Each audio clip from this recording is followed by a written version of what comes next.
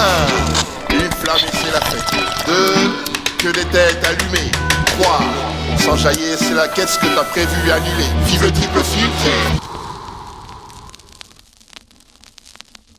Smoke weed every day. Bienvenue mes canailles sur Bud Thunder, premier podcast de Grower. Toujours Mr Green qui vous présente ce podcast. Avant de commencer cet épisode qui va être un peu différent de tous les podcasts qu'on a eu jusqu'à présent, je vous rappelle qu'on marche sans sponsor. Donc ici, il n'y a personne qui va te dire que ce truc c'est génial alors que tout le monde sait que c'est de la merde. Pour tous ceux qui se demandent comment nous soutenir, c'est très simple. Il y a plusieurs abonnements au Patreon. On a même 2 abonnements pour te faire découvrir qu'est-ce que c'est le chanvre à parfum cultivé en living soil. Et ce fameux disclaimer surtout à nos chers amis mineurs. Bon les mecs, je vais me répéter à chaque début de podcast. Fumer du gaz à plus de 30% en taux de THC alors ton cerveau il est en plein développement, eh ben c'est une putain de mauvaise idée. On est à Barcelone et on se connecte sur le forum. Bon mes canailles, cet épisode il sera un petit peu différent d'habitude car au lieu d'inviter une dizaine de growers, là je vais inviter un professionnel. Vous allez découvrir une personne hyper inspirante et j'espère qu'elle va vous donner l'envie de faire. Comme on va parler pendant presque 2 heures sur ce podcast, on va découvrir sa vie et quel chemin il a pris pour en arriver là. Et on va découvrir que notre cher ami Cédric, il est passé par tout un tas de situations et que sa vie c'est pas un long fleuve tranquille. Et qu'aujourd'hui, la place qu'il a dans cette industrie, eh ben, il ne l'a pas du tout volée. J'espère que vous allez prendre autant de plaisir que j'en ai pris à écouter toutes ces histoires. Je ne vous en dis pas plus, mes canailles. Je vous laisse découvrir le boss de Happy's. Comment ça va, le Cédric ? Bah écoute, moi ça va très très bien aujourd'hui. Content d'être avec toi et pouvoir échanger sur un sujet très commun à nous deux, donc excité. C'est ça. Moi, je t'ai invité pour ce premier podcast parce que déjà, comment je t'ai découvert ? Je t'ai découvert via le Street Shop parce qu'un jour, le Street Shop, il partage une vidéo d'un mec que je vois dans les montagnes, un peu à la Frenchy Cannoli et tout, qui parle en anglais, mais ça sent l'accent français, tu vois, un peu quand même, tu vois. Je dis pas que tu parles à la Frenchy Cannoli parce que lui, il avait vraiment l'accent. Little bit, yeah. Il avait vraiment l'accent français dur. Fallait parler français pour comprendre son anglais, tu vois. Ça, c'est ma petite vanne que j'aime bien dire sur lui à chaque fois, que j'aime bien parce que c'était vraiment un amour. Du coup, voilà, je tombe sur ces vidéos, je suis là en mode putain, mais c'est qui ce mec ? Et c'était il y a peut-être 2 ans à peu près que je t'ai envoyé un message en te disant gars, parce qu'il y avait des photos, t'avais des archives et tout. Je disais mais c'est quoi ce truc ? Tu viens d'où ? T'es qui ? Nanani nanana. Et tu m'envoies, tu me dis je travaille là, j'ai voyagé un peu partout. Et là, tu commences à me raconter un peu une histoire de ouf. Enfin, en tout cas, moi qui me plaît beaucoup. Et je te dis, attends, mais ça, un jour, faut qu'on en parle tous les deux parce qu'il y a plein de personnes à qui ça peut inspirer. Je trouve que, et puis que ça donne aussi envie, que ça donne espoir. Enfin, ça fait voyager. Tout est positif, quoi, tu vois. Du coup, voilà. Du coup, je suis hyper content de t'avoir enfin. Après ces 2 ans où on s'est tourné autour, on s'était rencontrés à la Spanabis l'année dernière, où on s'était échangé quelques petites butts de runs et tout, tu vois. Très bonne d'ailleurs. C'est ça. Bah, la tienne aussi que tu m'avais filée était très bien aussi, tu vois. Et voilà, quoi. Comment ça va depuis tout ce temps ? Écoute, ça va très bien. Je pense que j'ai envie de commencer par déjà pour te remercier de prendre le temps et la considération d'entendre cette histoire et puis aussi remercier les partenaires comme Street Shop qui sans eux on serait pas je pense aujourd'hui forcément en train de parler. Donc, là, à l'heure d'aujourd'hui, ils sont plus vraiment partenaires. À l'époque, c'était partenaire. Maintenant, le podcast, on est total indépendant. On n'a aucun sponsor, on n'a rien. Alors non, c'était plus vraiment de manière. Alors c'est plus de manière vraiment honnête, tu vois. Non mais je peux parler de partenaires en général. Non mais je précise plus pour les auditeurs parce que comme l'habitude de nos vidéos, ils avaient l'habitude d'avoir le Street Shop comme sponsor. fondateurs. Et voilà, on a marché 1 an et demi, 2 ans avec eux. Et ça s'est très bien passé, très bonne équipe le Street Shop, mais c'est vrai que là on réfléchit plus à une politique d'indépendance, tu vois. C'était juste la précision que je voulais mettre, quoi. Mais sinon, très bien. Alors moi, du coup, c'était clairement global, hein. C'est un remerciement à tous nos partenaires, à tous nos retailers, à nos distributeurs et bien sûr à nos consommateurs qui, sans eux, en fait, on n'aurait même pas matière à discuter aujourd'hui, hein. C'est grâce à eux qu'on avance. Donc, merci à tout le monde. Merci pour le mouvement. Et puis merci pour. C'est vrai que tu dis ça, mais c'est vrai que le Street Shop, c'est les rares qui nous ont fait confiance, qui ont fait confiance à peu près à tout ce qu'on fait, autant des graines, autant des sols vivants, autant de tout ça. À chaque fois, c'est vrai qu'on a l'équipe de Street Shop. À chaque fois, ils nous disent non, on kiffe, on valide, on vous suit.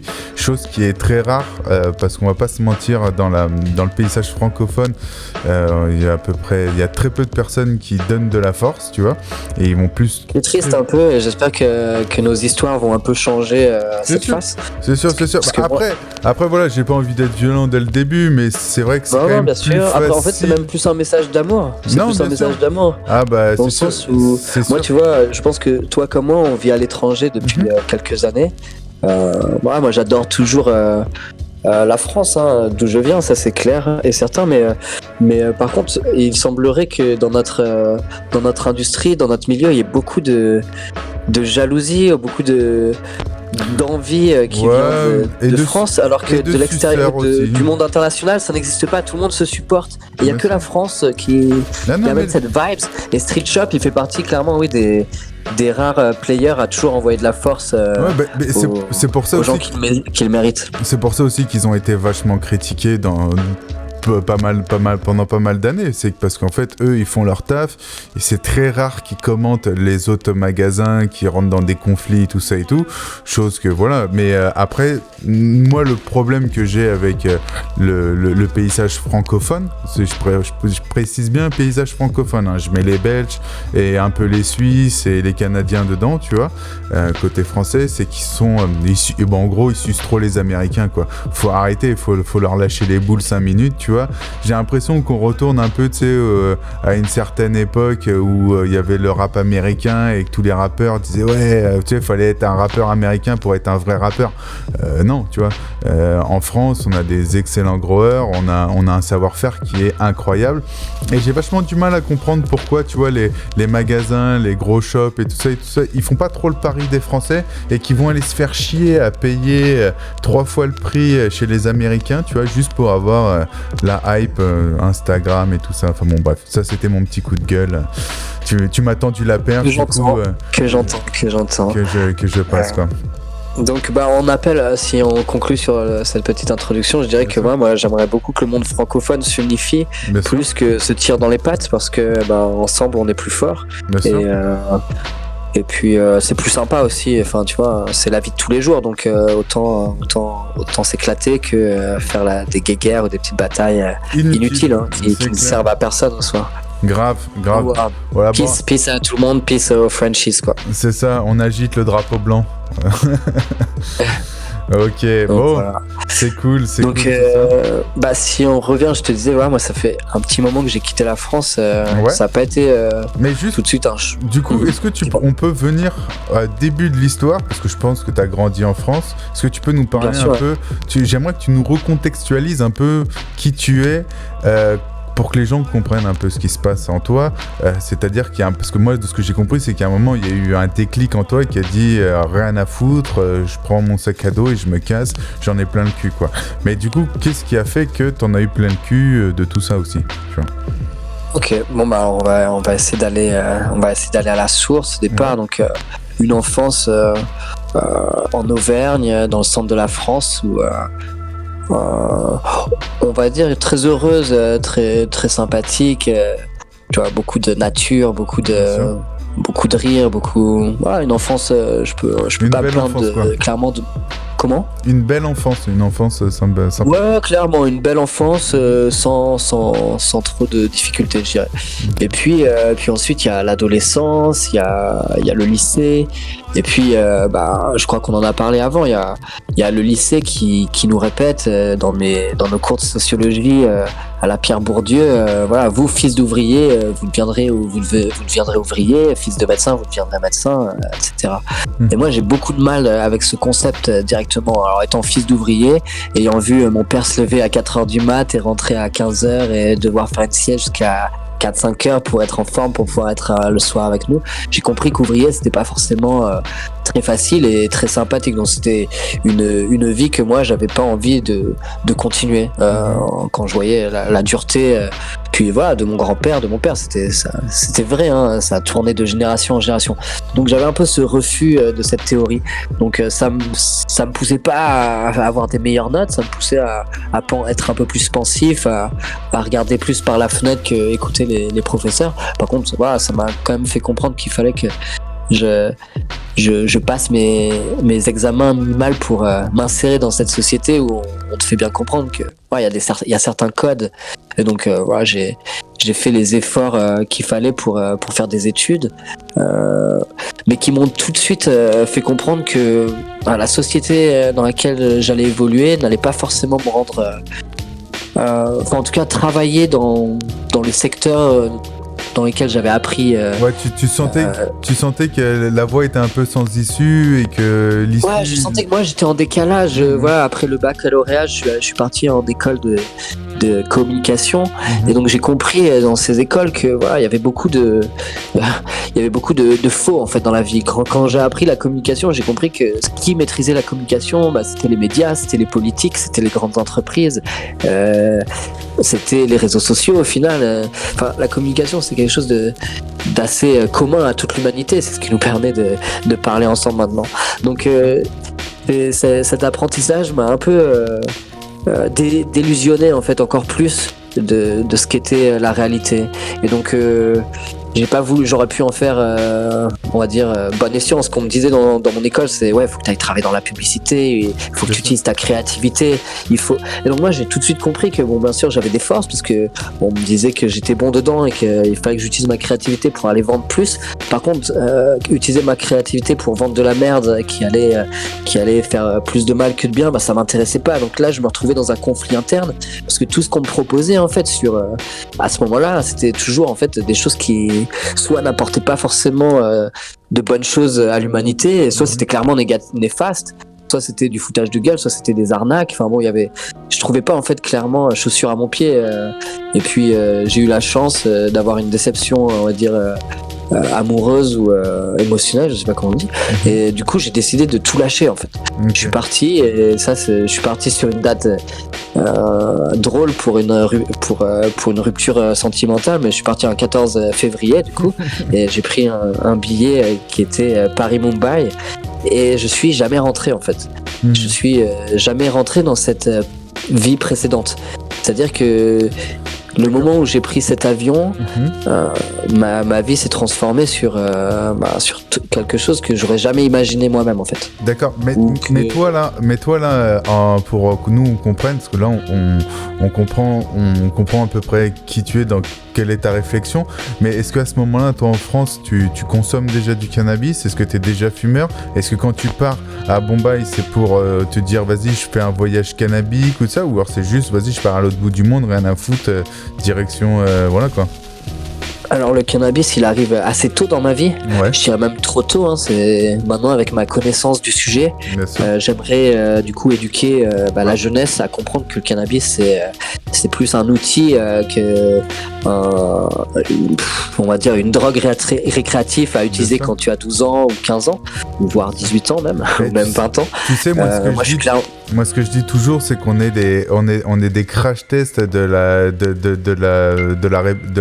j'allais dire de la légalisation, mais justement non, de la répression anti-drogue, tu vois. C'est qu'au lieu de pas connaître la drogue, on l'a tous connue hyper jeune et de façon mal, parce que nos parents nous en parlaient pas. Et c'est un pote qui est arrivé avec une barrette de hache et qui, voilà, on disait on fait quoi avec, tu vois.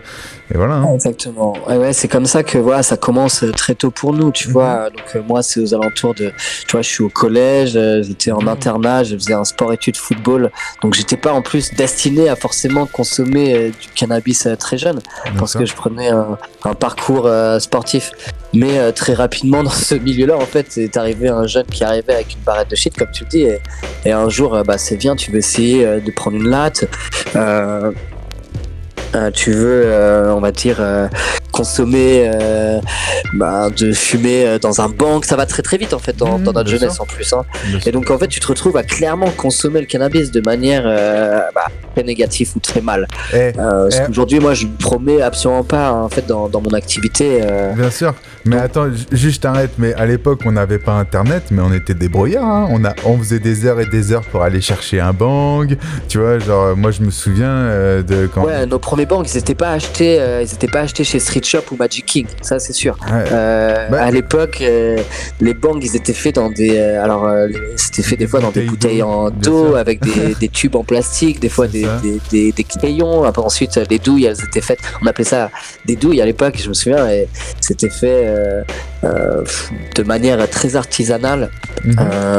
Donc, il y a Widim qui nous avait parlé sur Kanaiki qui avait fabriqué son bang en bambou et qui le transportait dans son sac et tout, tu vois. Et moi qui viens de la région parisienne, nous on partait à Paris, on prenait le RER et tout ça, on partait à Paris pour aller au musée du petit fumeur, tu vois. Et c'était le seul endroit à l'époque où tu pouvais acheter un bang, tu vois. Et quand t'arrivais avec un bang en verre, je te dis, tout le monde était là en mode wouah, truc de ouf et tout. Ouais, c'était marrant pour l'époque, quoi. Yes, donc ouais, moi le bang, c'est des assez mauvais souvenirs en fait de la consommation de cannabis, qui était aussi à l'époque, tu vois, c'était du cannabis marocain, sûrement pas la première des presses bien sûr, et puis c'était mélangé avec du tabac, donc en fait l'effet du bang qu'on s'imaginait être l'effet du bang ou du cannabis était un effet complètement altéré. Donc voilà, ça c'est des choses que moi je regrette pas parce qu'elles ont été vécues, elles ont été expérimentées, comme tu as dit, on a un peu crash testé ce genre de choses. Aujourd'hui avec donc voilà, ça commence très jeune, ensuite ça devient pas forcément fréquent, hein. C'est des expériences un peu là et là à certains moments de l'année dans ces jeunesses, et ensuite il y a le lycée où là ça devient de plus en plus fréquent, là ça devient de plus en plus jusqu'à un moment donné où c'est tous les jours, matin et soir, toujours en groupe au départ, toujours dans un esprit de partage en fait. Alors pour l'histoire, avec un groupe d'amis, ça nous a appris les capitales du monde, c'est à dire qu'à un moment donné en fait pour faire passer je rigole joint, parce que je sais très bien soit, on était bien éduqués et ils partaient tout le temps à droite, ou soit pour brouiller les pistes, on se demandait capitale du Soudan. Et là, tout le monde se ruait sur Khartoum. Et quelle était la chance qu'on connaisse la capitale du Soudan en étant français. Mais on est devenu très très fort en géographie avec nos amis grâce à la fumée de cannabis et au partage des joints, tu vois. Non mais là, Cédric, là tu te rends même pas compte. Là tu le vois pas, mais je serais devant toi, tu me verrais à moitié chialer. Ça vient de me remonter des émotions, des souvenirs, des vacances et tout. C'est comme le Kidipet, tu vois, ça te mettait la réalité. Kidipet. Tu vois, c'était ensuite, t'as un autre pote qui dit y a pas photo. Y a pas photo, c'était toi, gros. Et en fait, tout ça, voilà, c'est des souvenirs très agréables de jeunesse. Bien qui, si en fait, avaient été faits dans des cadres beaucoup plus, on va dire. Alors encore une fois, tu vois, c'est des jeunesses, c'est des souvenirs qui peuvent être créés à partir de 18-20 ans. C'est pas des souvenirs qui doivent être créés entre 12 et 18 ans. Moi, je respecte clairement l'enfant. J'ai compris que moi j'étais abusé en fait à un moment donné. Si les gens ils avaient été sains avec leur explication du cannabis, on m'aurait pas dit que c'était une drogue. Bon, je leur en veux pas, ils savaient pas en fait. Ils avaient été eux-mêmes manipulés par les médias, par les gouvernements ou différentes choses. Mais aujourd'hui, le cannabis c'est bien plus que ça. Et donc on en parlera un peu plus tard, j'imagine. Mais à cette époque-là, on voit, je commence à partir du lycée, aux alentours de 17-18 ans, à consommer du cannabis de plus en plus, à en ressentir des fois les effets négatifs, parce que mal consommer dans de mauvaises conditions, je pense qu'on y reviendra plus tard parce que on a appris pas mal de choses. On parle de 12 ans, 13 ans auparavant, donc il y a quand même du chemin qui a été fait depuis. Bien sûr. Et donc voilà, donc ensuite il y a aussi cette besoin de se fournir en fait de cette substance. Donc c'était face au risque. C'est-à-dire que moi, à l'époque, j'étais le seul qui avait le courage de mes amis à aller chercher dans des cités ce dont on voulait fumer. Donc, j'allais en petit baptou dans mes cités où j'ai compris très rapidement que les Arabes et les Noirs, ils étaient pas si dangereux en fait. Attends, parce que moi j'aimerais remettre un truc en place parce que ce que tu dis c'est hyper intéressant parce que là par exemple s'il y a des nouvelles générations qui nous écoutent, pour eux c'est hyper facile. Maintenant ils sont sur Snapchat, Instagram, il y a le livreur qui vient en bas et il te livre 7 jours sur 7, 24 heures sur 24. Non, nous ça existait pas à l'époque. Voilà. Mais nous c'était pas ça. Nous fallait aller dans les cités, fallait connaître les points et il y a eu une époque avant où c'était même très chaud d'y aller, où tu y allais, tu avais plus de chances de repartir et que le dealer te dépouille et tout ça, et que tu repartes la queue entre les jambes. Et après, ils ont compris le business, ils se sont dit non, faut qu'on arrête de dépouiller nos clients parce qu'après, ils reviennent pas et tout ça. Et ils ont mis même à sécuriser un peu les clients et tout ça. Et quand t'allais pécho dans les cités, t'avais les rabatteurs un peu comme aujourd'hui qui te protègent et tout ça. Mais à l'époque, t'avais presque plus de chances de te faire dépouiller par le mec qui te vendait du bédo que de repartir avec du bédo, quoi. Alors, tu vois, moi, je vais dire que j'ai toujours eu beaucoup de chance en soi. Ça m'est jamais arrivé dans un moment où je devais aller acheter du cannabis, de me faire dépouiller par quelqu'un. Bien sûr qu'il y a quelques mecs qui sont partis avec 50 balles, avec 20 balles, et je me suis dit, c'est dommage pour toi, parce que t'allais gagner beaucoup plus que 50 balles avec moi. Mais bon, voilà, j'ai eu des expériences comme un peu tout le monde, mais très peu. Et donc, je pense que je suis arrivé à un moment donné, tu vois, où j'ai plus de chance que toi, ce dont tu me racontes, où les clients se faisaient dépouiller. Moi, clairement, j'ai toujours été... À Paris, ils étaient violents, les mecs. À Paris, t'arrivais avec ton scooter, tu repartais sans scooter. Enfin, c'était horrible. Je t'avoue que quand j'ai vécu un peu sur Paris, on va dire en 2011, donc là, c'est quand même un peu plus tard dans ma vie. Ouais, bien sûr. Là, j'allais au Bourget à l'époque, donc je prenais le RER B, je montais au Bourget du centre de Paris, ça prenait quand même un peu de temps. Ensuite, je sortais du RER, j'allais dans la cité, je ressortais avec mon paquet de weed qui sentait très très fort. Je retournais dans le métro, tout le monde me regardait. En tout cas, j'avais cette sensation que tout le monde me regardait parce que je chantais fort le cannabis. Donc là, il y avait le risque second après, que tu décrivais de peut-être avoir une mauvaise aventure de se faire voler ton argent ou de peut-être avoir un mauvais cannabis. Enfin, bon, voilà, quand tu vas te servir dans une cité, c'est clairement pas. Il n'y a pas de review, quoi. Il n'y a pas de sécurité. Non, tu sais pas en fait ce qui peut t'arriver. Donc, ensuite, une fois que tu as ton produit, tu dois partir dans les métros, prendre des risques de peut-être croiser à un moment donné la maréchaussée qui, du coup, te pénalise pour consommer une plante illégale. Donc, voilà, on va dire que le cannabis, ça a toujours été un peu difficile en fait en France quand on grandit avec. Ça l'est toujours. Donc, du coup, là, on a compris que du coup, toi, t'étais déjà à l'époque, t'étais un ferveur, t'étais un amoureux de la plante. J'étais un ferveur. Ensuite, bon voilà, il y a prescription aujourd'hui. Moi, la culture du cannabis, elle arrivait très très tôt. Sans en faire le commerce, je me suis intéressé très rapidement à la botanique de la plante. Donc, au début, c'était en extérieur dans ma campagne molussonaise, et puis ensuite, c'est devenu en intérieur dans mes appartements toulousains. Et donc bien sûr, là, j'ai bien vu à Toulouse. Les différentes génétiques. J'ai bien vu que le cannabis, il pouvait avoir beaucoup de couleurs et d'odeurs. Et donc, ça sort en fait de mon idée qui était le cannabis avant, qui était juste du shit en fait, du shit compressé au Maroc. Donc, ça arrive. Juste, moi, j'ai une question. T'étais en quelle année? C'était à peu près en quelle année à Toulouse?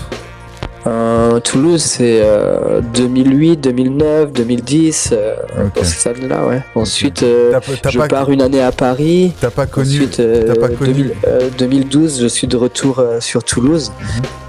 J'ai eu un drame autour du cannabis que j'ai envie de raconter aussi ici. C'est je pense, une histoire non banale qui, je ne pensais ne jamais m'arriver, mais bon, je pense que voilà, ça va faire réfléchir peut-être quelques personnes. Vas-y. Donc voilà, en étant étudiant toulousain, moi j'avais à un moment donné des besoins de consommation de cannabis qui me poussaient à faire pousser du cannabis pour pouvoir le consommer. On était dans une maison, on était à 6. Voilà, 6 grands fumeurs de cannabis, comme je vous dis, sans en faire le commerce. Quoi qu'il arrive, la consommation de cannabis, quand on en consomme beaucoup et que c'est pas forcément illégal, tout est très cher. Et donc voilà, on faisait pousser du cannabis. C'était à peu près, on va dire, au mois de mai 2012. Il y avait, je pense, une semaine auparavant, j'habitais dans le quartier de la Roseraie à Toulouse. Mais gros, Et, tu sais que t'es en train de dire un truc. Alors juste, je vais te dire un truc. Moi, ces années-là, j'habitais à Toulouse, j'étais au quartier de la Roseraie et je travaillais au Buisson Fleuri. Peut-être que ça va te parler. Le Buisson Fleuri. Bon, alors, peut-être qu'on va te... Ouais, ça me parle très très bien. Je pense que cette histoire, peut-être, ça va résonner en toi parce que c'est très drôle. Et donc voilà, moi un jour, je me réveille, il y a Mohamed Merah qui avait décidé de descendre des enfants dans une école à peu près à 150 mètres de ma maison. C'est ça. Quand ce drame est arrivé, moi je sortais de ma maison en me disant merde, putain, il y a la télé, les flics qui sont venus pour m'arrêter pour mon petit gros, alors que bon voilà, c'était la paranoïa du grower français qui a peur de la police et de ses répercussions. Malheureusement, c'était quelque chose de beaucoup plus grave, beaucoup plus malsain. Une semaine plus tard, en vivant dans ce quartier, en ayant été aussi proche de cet événement, il y a toujours un choc qui est présent dans nos têtes. Et puis, à un moment donné, je suis dans ma maison à la Roseraie. C'est l'après-midi, notre porte est ouverte, il fait beau, il y a un petit soleil de printemps qui est là. Et à l'époque, je fais du graphisme un peu avec ma petite copine de l'époque. On est dans notre grande maison, on est 6 à vivre dedans. Et c'est en pleine journée, donc on est moi et ma copine de l'époque, et puis un autre couple qui est sur la terrasse. Et puis à un moment donné, je décide d'aller dans ma salle de bain pour peu importe, me rafraîchir, et en tournant ma tête, je vois une personne avec un casque de moto et un bombers rentrer dans ma maison. Et donc ayant des collègues ou des colocs ayant des motos, sur le moment je me dis bon, c'est peut-être un de mes colocs, et puis voilà, j'ai envie de me rafraîchir, donc je rentre dans la salle de bain et cette personne me rattrape dans ma propre maison et me dit t'habites ici? Et je dis oui, pourquoi? Et donc là, dans ma tête, je me dis c'est soit la police, soit des gangsters. Et donc je comprends très rapidement que ce n'est pas la police, vu la présentation de cette personne. Et donc très rapidement, je me retrouve face à une personne qui me dit de pas bouger, de rester dans ma salle de bain, qui a une dizaine de mecs comme lui qui sont dehors. Et que voilà, il faut que je reste dans ma salle de bain. Là, je tourne un peu la tête en dehors de ma salle de bain. Je le vois, lui, qui pointe une arme sur mon ami qui était sur la terrasse. Et donc, il lui dit à terre, à terre, à terre. Et donc, très rapidement, il emmène mon ami face à moi, dans la salle de bain, et il met son arme entre mes deux yeux et il me demande où est la weed et où est le cash. Mais comme je te l'ai dit auparavant dans cette histoire, notre aventure de faire pousser du cannabis n'avait aucun but commercial. Voilà, on était des étudiants, on avait besoin de se déstresser après nos études, et voilà. Attends, Cédric, du cannabis, on faisait pousser. Je biperai le nom, mais par hasard, c'est pas l'histoire avec. Bien sûr. Lui, il lui est rien arrivé. Il lui est rien arrivé. Mais gros, faute, je connais très très bien cette histoire. Je connais très très bien cette. Tu sais que, alors c'est bizarre qu'on ne se soit jamais croisés.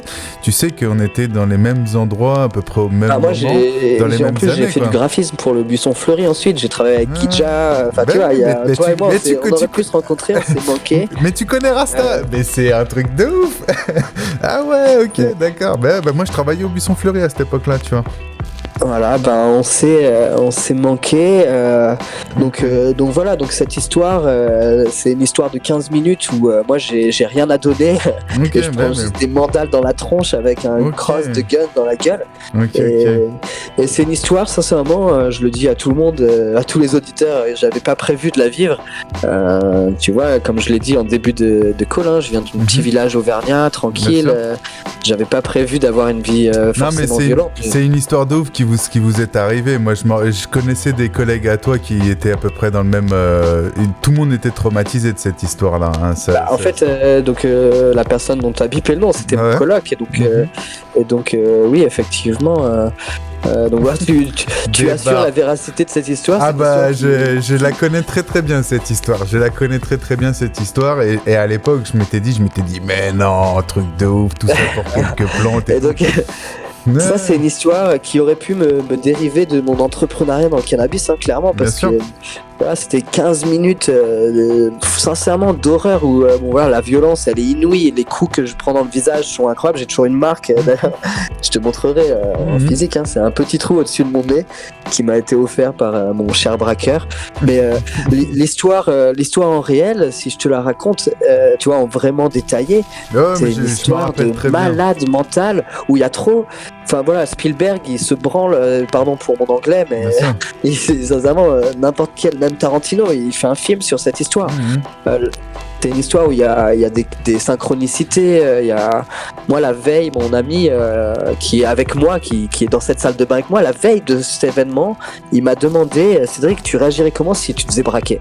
Alors qu'il y a beaucoup de gens, beaucoup d'auditeurs qui vont dire ah c'est lui le braqueur et tout ça. Non, alors pas du tout. Lui, il m'a raconté cette histoire parce que son père lui racontait une histoire au téléphone où il disait ouais, dans les années 70 il conduisait quelqu'un, dans les années 80 il conduisait quelqu'un, un hitchhiker, un autostoppeur pardon, et ce autostoppeur avait pointé une arme sur son père et l'avait forcé à conduire des centaines de kilomètres. Et donc ayant entendu son père la veille, son père lui racontait cette histoire la veille, me dit et toi Cédric, tu réagirais comment si un jour t'avais un gun sur la tronche? Et alors dis-moi, moi ma réponse la veille c'était clairement franchement Yves, je me la jouerais cool, j'attendrai que tout se passe et puis voilà, tu vois, je m'étais fait un film de comment je réagirais dans cette situation. Le lendemain, on va dire à peu près 12 heures après cet échange avec Yves, je me retrouve avec Yves avec une arme entre les deux yeux dans ma salle de bain avec quelqu'un qui me assène des questions du genre elle est où la weed, elle est où le cash? Et dans ma tête, je me dis mais non, mais c'est pas vrai. Tu sais, hier Yves m'a dit ça. Donc tu sais, on est dans un canular à la SWAT. Tu sais, les gosses qui se font swatter aux États-Unis. Et en fait, quand je prends, alors déjà, quand j'ai dit à mon ami Yves que je serais cool et que je bougerais pas, mais j'étais dans le déni total parce que quand le gun était entre mes yeux, et ça je le dis à tous les éditeurs, mes mains elles tremblaient, elles touchaient cette arme. Et bien sûr, l'agresseur me demandait d'enlever mes mains de son jouet, me mettait des grands coups sur les oreilles, et dans les joues et sur le visage quoi. Mais ma fiction que j'étais un big man et que je réagirais sans pression était très très loin de la réalité. Donc ça, j'ai envie que les éditeurs ils comprennent que quand tu joues, il faut savoir, il faut être prêt à jouer parce que le jeu c'est des fois très très sérieux. Non, mais et donc en tout cas je savais pas que t'étais dans cette équipe là, la toulousaine, que je connaissais très très bien. C'est fou qu'on se soit jamais rencontrés et à l'époque voilà. Mais c'est donc, c'est ouf. Ok. Donc voilà, c'est marrant que dans notre première interview on se rende compte d'une connexion pareille. Mais bon voilà, tu sais, donc après cette histoire, moi je suis clairement dans une réflexion où je me dis ok, le cannabis c'est peut-être vraiment pas quelque chose que je veux travailler avec ou être proche, parce que voilà, je comprends le danger que ça représente. Et puis il y a quelques mois qui passent et puis il y a toujours ce désir en fait de faire pousser cette plante. Alors bien sûr en étant toujours transparent, il y a la consommation. En fait, il faut savoir qu'à un moment donné, Cédric, il a jamais consommé d'autres médicaments que le cannabis, et donc le cannabis, ça devient un peu sa balance. Et le consommer, c'est quelque chose qu'il comprend très rapidement, même à partir de cette époque, qui consomme. Alors à cette époque, je consomme toujours un tout petit peu de tabac, mais un très très petit peu.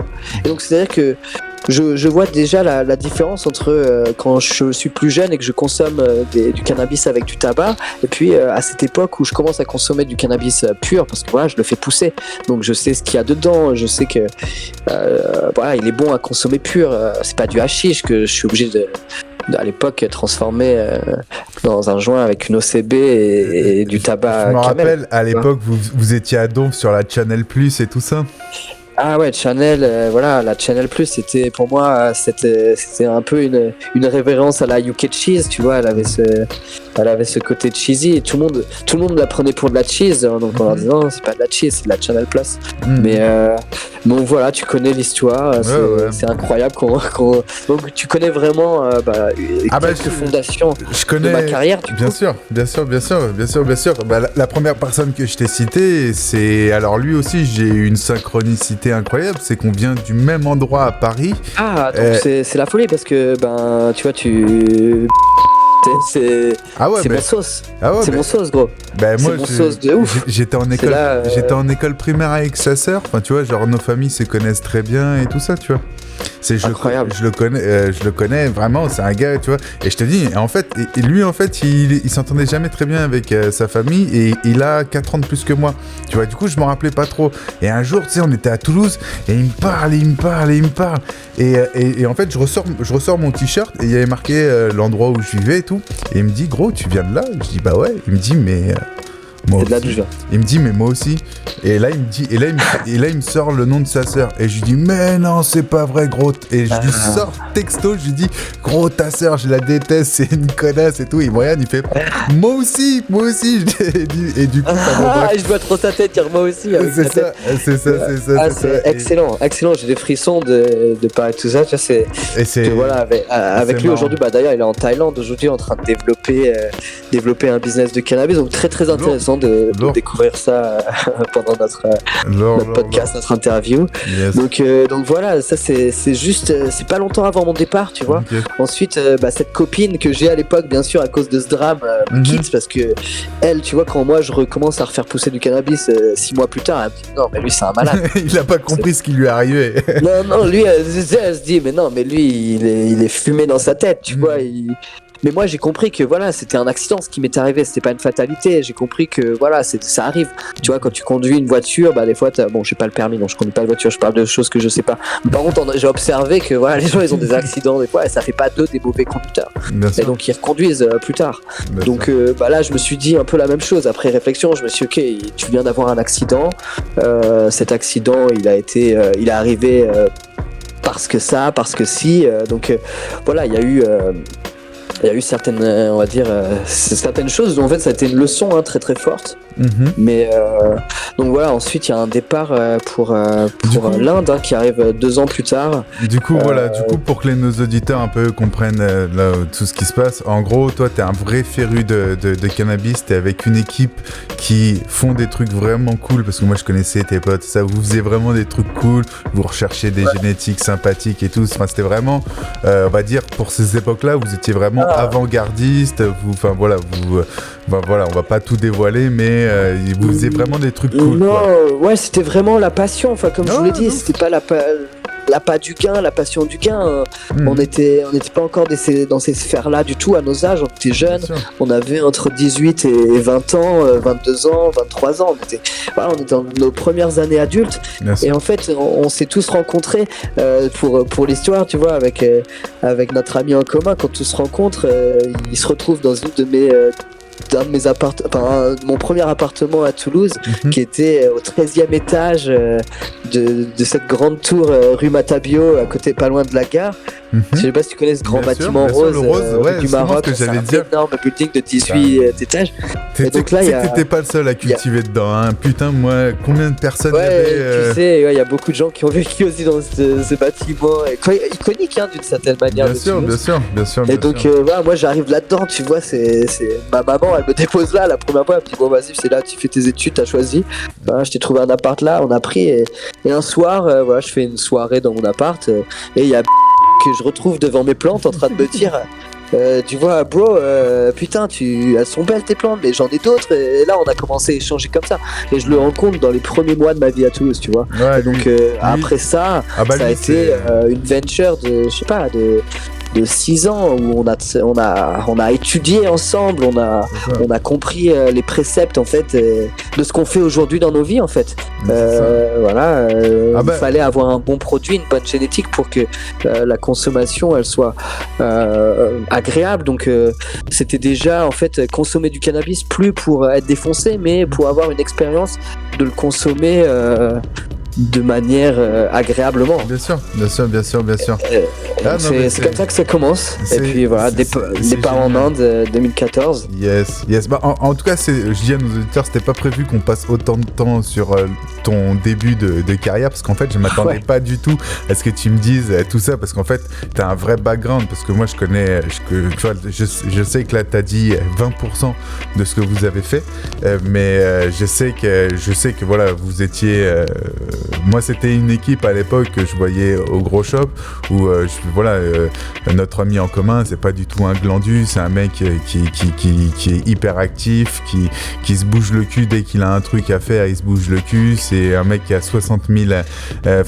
c'est l'antithèse du stoner, quoi. T'as l'impression que on dit tout, c'est ce qu'on disait au début, les stoners, c'est des gens qui sont foncedés, affachis dans le canapé avec l'image vulgaire de Bob Marley. Clairement, lui, c'est l'antithèse. Quand j'étais avec lui, on était clairement les anti, c'est l'anti-pub. Mm-hmm. Ah, c'est de ce que la société te fait croire à propos du smoker et du stoner. D'ouf, parce qu'il y a difficilement plus entrepreneur que lui, que vous, quoi, même. J'ai envie de te dire, parce qu'on va comprendre après. Et pour la petite histoire, ça, maintenant, on est au début, et là, je fais juste une interlude à la fin. Un de mes partenaires de l'époque, on s'est retrouvés maintenant après toutes ces années, et il a une petite ferme pas loin de Toulouse qui fait pousser du CBD, donc on utilise tout notre savoir-faire de l'époque pour maintenant faire pousser du CBD dans la région toulousaine. Donc voilà, l'histoire est belle. Personne n'est mort, personne n'a été enfermé, et tout le monde est aujourd'hui en train d'éduquer et de faire avancer le sujet de la légalisation du cannabis. Donc c'est très très positif. Suivez vos rêves, parce que ça vaut le coup, mais faites attention. Voilà, c'est ça. Du coup, maintenant, je veux c'est la partie que j'ai appris à connaître dans un premier temps chez toi, qui m'a tu vois, titillé, qui m'a dit putain, c'est beau ça. Du coup, là maintenant, t'es Toulouse, l'expérience, t'as plus de meufs, t'as le cœur brisé, tout ça. Là, tu te dis, je me nachave, et là, tu te barres en Inde, du coup. Exactement, donc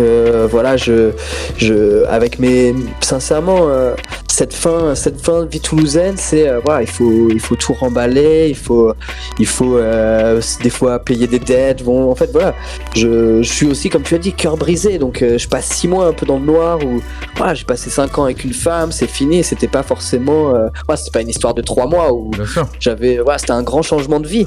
Et puis et là j'ai mes voyages précédents, des fois en Ukraine, ou des fois dès que je suis sorti de ma comfort zone, en fait, j'ai rencontré des gens qui m'ont mis l'Inde sur mon chemin, tu vois, qui m'ont parlé de certains endroits. Et puis le moment où je suis dans le mal, que je commence à me dire, vas-y, moi j'en ai marre de ma petite box, de ma petite vie toulousaine, ça commençait à tourner en rond, en fait. À un moment donné, je pense qu'on avait atteint nos objectifs, et puis je pars avec vraiment 3 000 € sur mon compte en banque, et c'est tout. Et je pars, je prends un one-way ticket, et je sais pas quand je reviens, je sais pas si je reviens, je sais juste que je dois le faire, et je dois partir en Inde, et puis en fait c'est le début d'un changement de vie incroyable qui s'opère dès le processus, en fait, dès le moment où je prends ce billet d'avion, la magie, tout s'enclenche, quoi. Ouais, tout s'engrange, et en fait le chemin commence avec bien sûr une rencontre avec l'Inde qui est choquante dans un premier temps. Quand la première fois tu arrives à Mumbai, que tu sors de l'hiver de février à Paris, et que tu arrives dans la chaleur de Mumbai, l'humidité de Mumbai, l'odeur de Mumbai, ou Bombay, je sais pas comment les Français ils disent, ou les francophones disent, mais donc c'est un premier choc. Et puis moi j'étais arrivé avec mon petit skateboard, j'aimais bien mes petits longboards, donc direct j'ai commencé à rider les rues, et ça attire un œil presque à 100% de l'Indien, en fait, quand tu rides un skateboard en Inde, parce que c'est très très rare, ils ont presque jamais vu.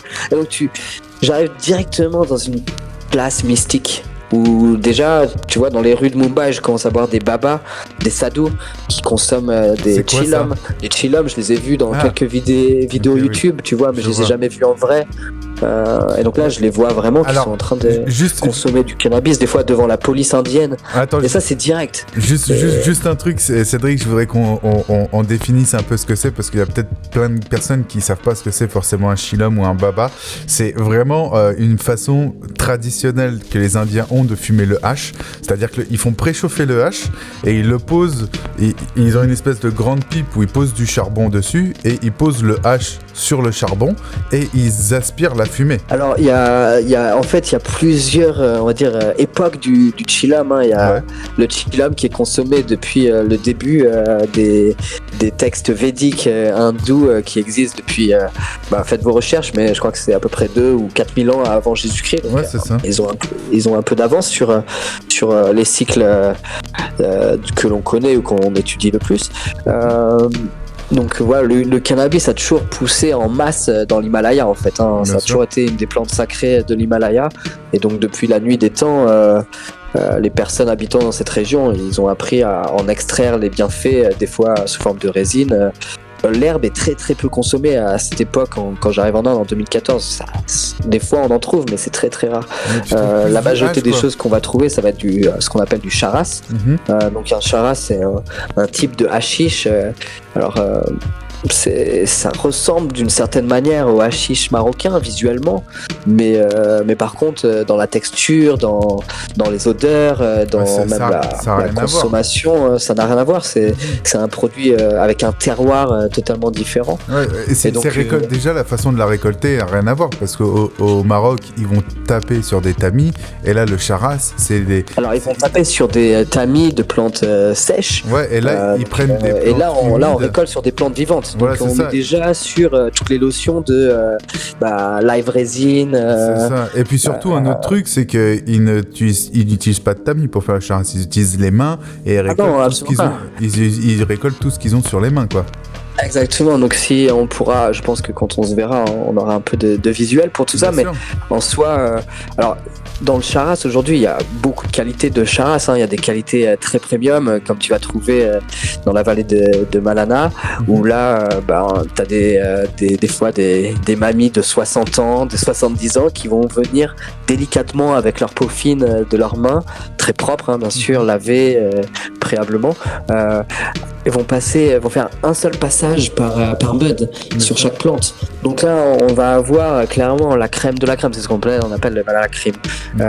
Aujourd'hui, cette crème, c'est clairement le meilleur hashish que j'ai personnellement consommé de toute ma vie, de ouest en est, sans discussion. C'est des flavors naturels de banane, de mangue, d'Himalaya, c'est incomparable. Ah non, c'est un hashish qui est totalement différent de celui du Maroc. Nous, à la deuxième saison là, de Kanaki Kit, on a acheté 10 grammes, on a eu la chance d'avoir 10 grammes de premium, on les a payés 450 € les 10 grammes. Par contre, à l'ouverture, tu sentais que c'était quelque chose d'extraordinaire, quoi. T'avais l'impression d'avoir une huile essentielle de hache de plantes et quand tu le fumes, ça huile. Enfin, c'est un hashish. C'est quelque chose qui, en fait, alors, j'ai hâte vraiment de pouvoir offrir à nos consommateurs ces produits légalement très rapidement. Aujourd'hui, sincèrement, c'est pas des choses qui peuvent être recréées quelque part d'autre. C'est vraiment un terroir de l'Himalaya, et donc il va falloir que soit le consommateur se déplace lui-même dans les contrées indiennes et Himalaya, ce que j'invite à faire. C'est des très beaux endroits à visiter, ou d'attendre une légalisation mondiale, où il y aura un jour des petits batchs qui viendront comme le Wagyu meat aujourd'hui. Je considère le charas népalais, pas népalais, par exemple, le charas indien, mais pas tous les charas, parce qu'il y a plein de types de charas. Je vous ai parlé du banana cream, où les grand-mères, elles vont faire un passage très fin sur chaque bud, mais il y a aussi le jungle hash ou le jungle charas, où là la personne va se frotter la bud très très fortement entre les mains jusqu'à ce qu'elle ait même des matières végétales à l'intérieur, parce que ça fait plus de quantité. Donc en fait, voilà, dans tout ce qui est charas, il y a vraiment des produits incroyablement bons, et puis il y en a des moins bons, comme ce que vous pouvez retrouver aussi dans le hashish marocain. Il y a plein de qualités dans tout ça. Mais c'est pas pour dénigrer le Maroc, mais moi le hashish népalais Et pour moi, c'est le meilleur hash qui existe au monde, quoi. Enfin, c'est tout ce qui vient d'Afghanistan, tout ce qui est dans cette région, en fait, dans ces hauts plateaux de l'Himalaya ou autour. Ouais, en fait, c'est vraiment, je pense, l'endroit originel du cannabis. C'est ça. Et le Maroc, c'est très bien ce qu'ils font, mais c'est plus les plus gros producteurs du monde de hash. Exactement. Mais par contre, la qualité, même si tu prends les meilleurs hash marocains, je trouve qu'ils ont pas ce truc que les Népalais, que les Indiens ou l'Himalaya vont avoir. Ça va être des questions de goût. Hein, malheureusement, je crois qu'on peut pas trop débattre dessus. Toi et moi, je pense qu'on va être d'accord. Moi aussi, j'ai aussi ce sentiment que les hashish de l'Himalaya sont beaucoup plus qualitatifs que le marocain en général. En fait, c'est. Alors, par contre, là où j'ai envie de te reprendre sur le quantitatif, c'est que j'ai très rapidement fait des calculs. Donc on a parlé tout à l'heure des sadhus et des babas. Donc pour expliquer à nos auditeurs, donc le sadhu, le baba, c'est un homme spirituel qui a décidé de faire pas abstraction, mais qui a décidé d'oublier le monde matériel. Donc il n'a plus aucune possession. Bon, vous, en France, vous les nommerez des SDF, je pense, mais en Inde, ils sont considérés comme des hommes mi-dieux, en fait, des hérédites, des gens qui vivent pour Dieu et qui sont des messagers de Dieu. C'est plein de petits messies partout. C'est des vrais libres et ces gens, ils utilisent beaucoup le cannabis pour communier avec leur Dieu, parce que généralement, ils n'ont pas un seul Dieu, ils ont des milliers ou des millions de dieux dans leur tête. Et donc voilà, c'est très très différent de notre culture européenne. Au-delà du cannabis en Inde, c'est une histoire vraiment très très différente de tout ce qu'on a appris à l'école ou ce qu'on a étudié ici. Donc ça bouleverse un peu, bien sûr, mais donc on se rend compte très rapidement, pour revenir sur le sujet, que les Indiens, il y a à peu près 5 à 8 millions, parce que c'est difficile de les compter précisément, 8 millions de sadhus. Moi j'ai passé beaucoup de temps avec des sadhus où parfois on fumait 40 grammes de hashish par jour en chillum. Et donc bien sûr que c'était des moments où je communiquais très fortement avec l'au-delà. C'est ce que je voulais dire au début, tu vois, que c'est, par exemple, moi je suis beaucoup un gars sur Insta qui m'a fait découvrir un peu de ça, justement, qui s'appelle Baba 08, je crois, un truc comme ça, enfin je sais plus c'est quoi, mais je mettrai son lien. Et lui, tu le vois, il prend des galettes de 10-20 grammes qu'il pose dans son chillum et il fume ça d'un coup, quoi. Et après tu l'entends tousser, mais de face, voilà, le gars il a 70 ans, il tousse, mon gars, mais comme tu vois que ça vient de très loin.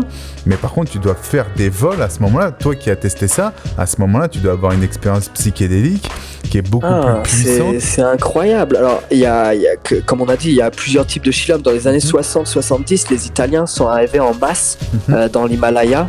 Des Italiens très forts avec, on va dire, la clay. Comment on dit clay en français la terre cuite. En fait, ils ont trouvé les chillums et ils les ont rendus mieux, quoi. Ils les ont transformés et ils ont mis la petite touche Ferrari au chillum.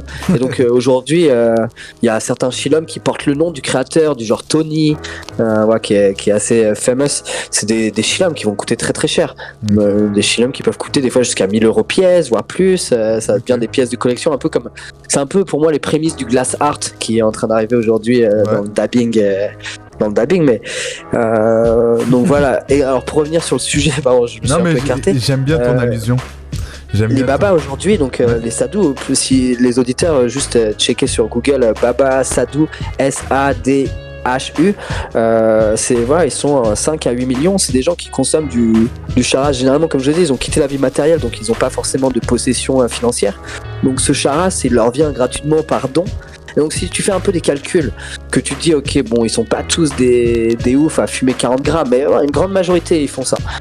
Mais bon, tu fais une petite moyenne à 10 grammes, qui sont, ils sont pas tous, il y a la moitié d'entre eux. Et quoi qu'il arrive, ça fait partie des préceptes religieux de consommer. Donc tu peux t'imaginer qu'au final, il y a presque 100% de ces hommes qui font ça. Mais voilà. Allons très traditionnel dans le calcul, pour pas tout éclater à la Marseillaise. Voilà, tu dis que tu as 4 millions qui fument 10 grammes par jour, 365 jours par an, gratuitement. c'est quand même beaucoup de cannabis. Ouais, c'est clair, surtout en H, quoi. Il faut beaucoup de temps. C'est beaucoup de hache, tu vois ce que je veux dire. C'est Ouais. énormément. Et donc là, on parle des dons qui sont faits à Dieu. On parle pas de la manne financière qui va être exploitée par certains fermiers ou certaines mafias ou Grave. peu importe, certaines entreprises. Là, tu sais ce qui me vient en tête, là, il y a plein de gars, là, c'est une petite vanne que je vais sortir, il y a plein de gars, là, qui achètent du hash à 30 € le gramme, qui se disent, putain, ça y est, je vais arrêter de mettre 3000 € par mois dans du hash et je vais devenir sadou, je vais fumer de la meilleure qualité et tout ça. Bah franchement, si votre passion c'est de fumer du shit et que vous voulez pas travailler et que vous avez envie de fumer du shit à longueur de journée jusqu'à la fin de votre life, bah allez en Inde. Faites une conversion à l'hindouisme, devenez sadhu, trouvez un guide spirituel, un gourou, et puis ensuite tu viens en slip dans la rue et tu manges gratuitement des bananes et ce qu'on te donne, et puis tu fumes du shit toute la journée gratuitement. C'est ça. Tu pries Dieu si tu as envie d'être spirituel, de donner un sens à ta consommation de cannabis vraiment extrême. Le tout sans travailler. Donc si tu veux être une réponse un peu à ce que la société imagine ce que fait le fumeur de cannabis, tu peux faire ça. Mais il faut être chaud, hein. C'est la vie en Inde dans la rue, ça reste quand même la vie dans la rue, même s'il fait plus chaud. Tu vois, Aznavour il disait la misère est plus sympa au soleil, pas précisément comme ça, mais c'est réel par contre, tu vois.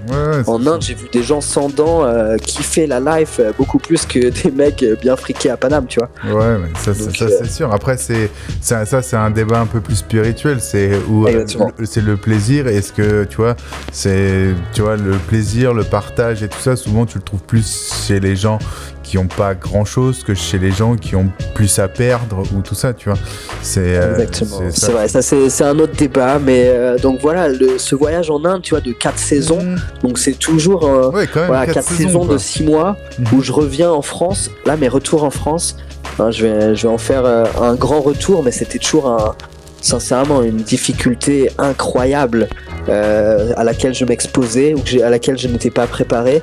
Et pour faire long story short, comme on dit en anglais, c'était vraiment le contre-choc culturel qui m'abattait, qui me mettait au sol. C'est-à-dire que pour faire court, je passais de Dieu au 440. Merde.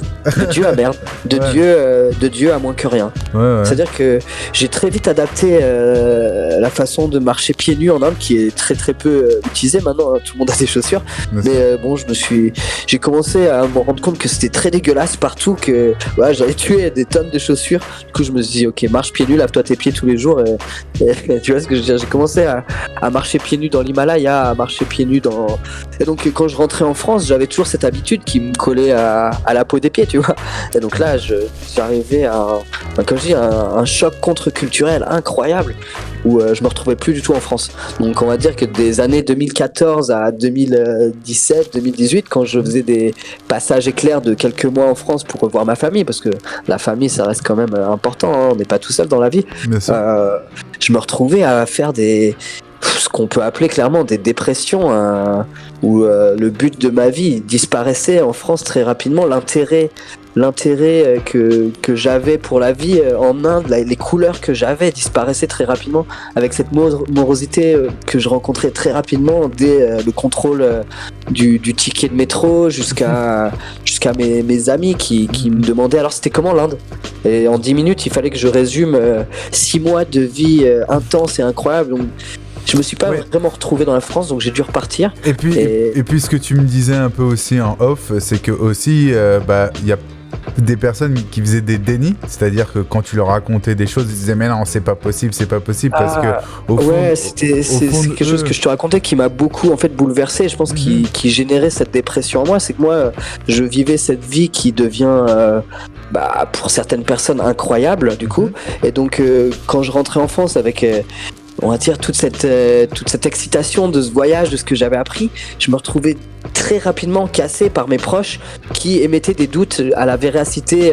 de mes histoires, dont l'histoire toulousaine par exemple. Tu vois, quand je raconte à mes amis qu'un jour je me suis trouvé dans ma salle de bain avec une arme entre les deux yeux, pour la majorité des gens à qui je raconte cette histoire, c'est un mensonge. Tu vois, c'est une histoire qui paraît être une fabulation. Après... Et donc j'ai ce retour-là quand je rentre d'Inde.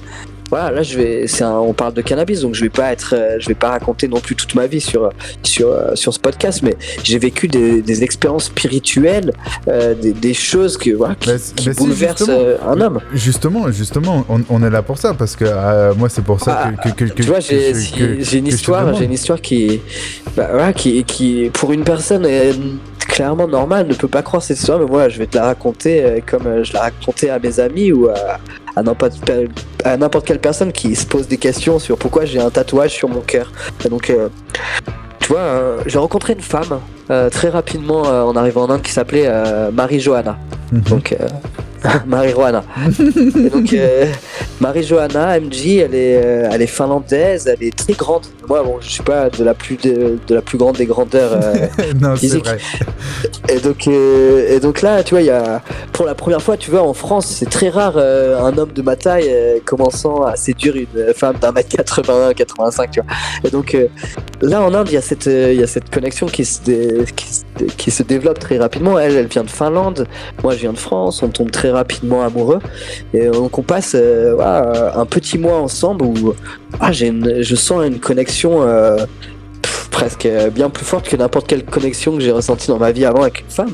Et elle doit repartir en Finlande, on fait une dernière fois l'amour, et là j'ai dit cette phrase folle que il faut pas forcément dire à des femmes, mais je vais la partager avec vous. Je lui ai dit en anglais, I wish you're gonna have a child. J'espère que tu vas avoir un enfant. Et ça est sorti de mon cœur, tu vois, comme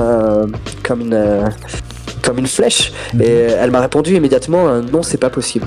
Et donc je lui ai demandé pourquoi c'était pas possible, et elle m'a dit j'ai rencontré un baba, un sadhu à Jaipur, qui est une ville dans le nord de l'Inde. Nous à ce moment-là on était à Goa, et elle me dit j'ai rencontré ce baba, et ce baba il m'a dit que je pouvais pas avoir d'enfant. Alors moi, quand elle me dit ça, venant de ma petite France bien pensante, bien sûr que je lui dis mais non, mais c'est pas possible ce que tu me racontes. Il y a personne qui sait ce genre de choses, personne qui peut dire ça. Et ensuite elle me dit mais il m'a aussi dit que mon petit frère allait se suicider. Et donc moi sincèrement je peux absolument pas croire ce genre d'histoire. En 2014 avec mon expérience de vie, je me pense que ce n'est pas une possibilité ce qu'elle me raconte. Et donc elle part, elle me donne cette information, elle part en Finlande, et donc le 10 mars 2014, le jour de mes 25 ans, je lui ai écrit un message sur Messenger où je lui ai écrit que je pense à elle et que voilà, je l'aime, je pense à elle. Et elle me répond quelque chose d'horrible vient d'arriver. Et donc je lui demande quoi, et elle me dit mon petit frère vient de vraiment se suicider. Donc voilà, c'est une histoire qui a clairement bouleversé chaque molécule de mon cœur ou de ma vie. C'est vrai que quand je lisais ces messages qui apparaissaient sur mon téléphone, je pouvais pas y croire moi-même en fait. Je déniais jusqu'au moment où j'ai eu on va dire un craquage. J'ai crié, j'ai demandé au ciel qu'est-ce qu'il me voulait. Et ensuite, très rapidement, je me suis retrouvé dans un état un peu de choc dans mon petit village indien, où tous les Indiens me demandaient ce qui m'arrivait, parce que voilà, je pleurais, j'avais l'impression que, je sais pas, il m'était arrivé quelque chose, ou qu'il était arrivé quelque chose de très très grave dans cette vie. Et donc j'ai fini par demander à Marie-Johanna le nom de son frère, donc il s'appelle Risto Aiki Johannes Cortejavi. Ouais, c'est pas un nom facile, mais bon, je l'ai appris par cœur parce que du coup j'ai ce gars qui est tatoué sur mon cœur, tu vois.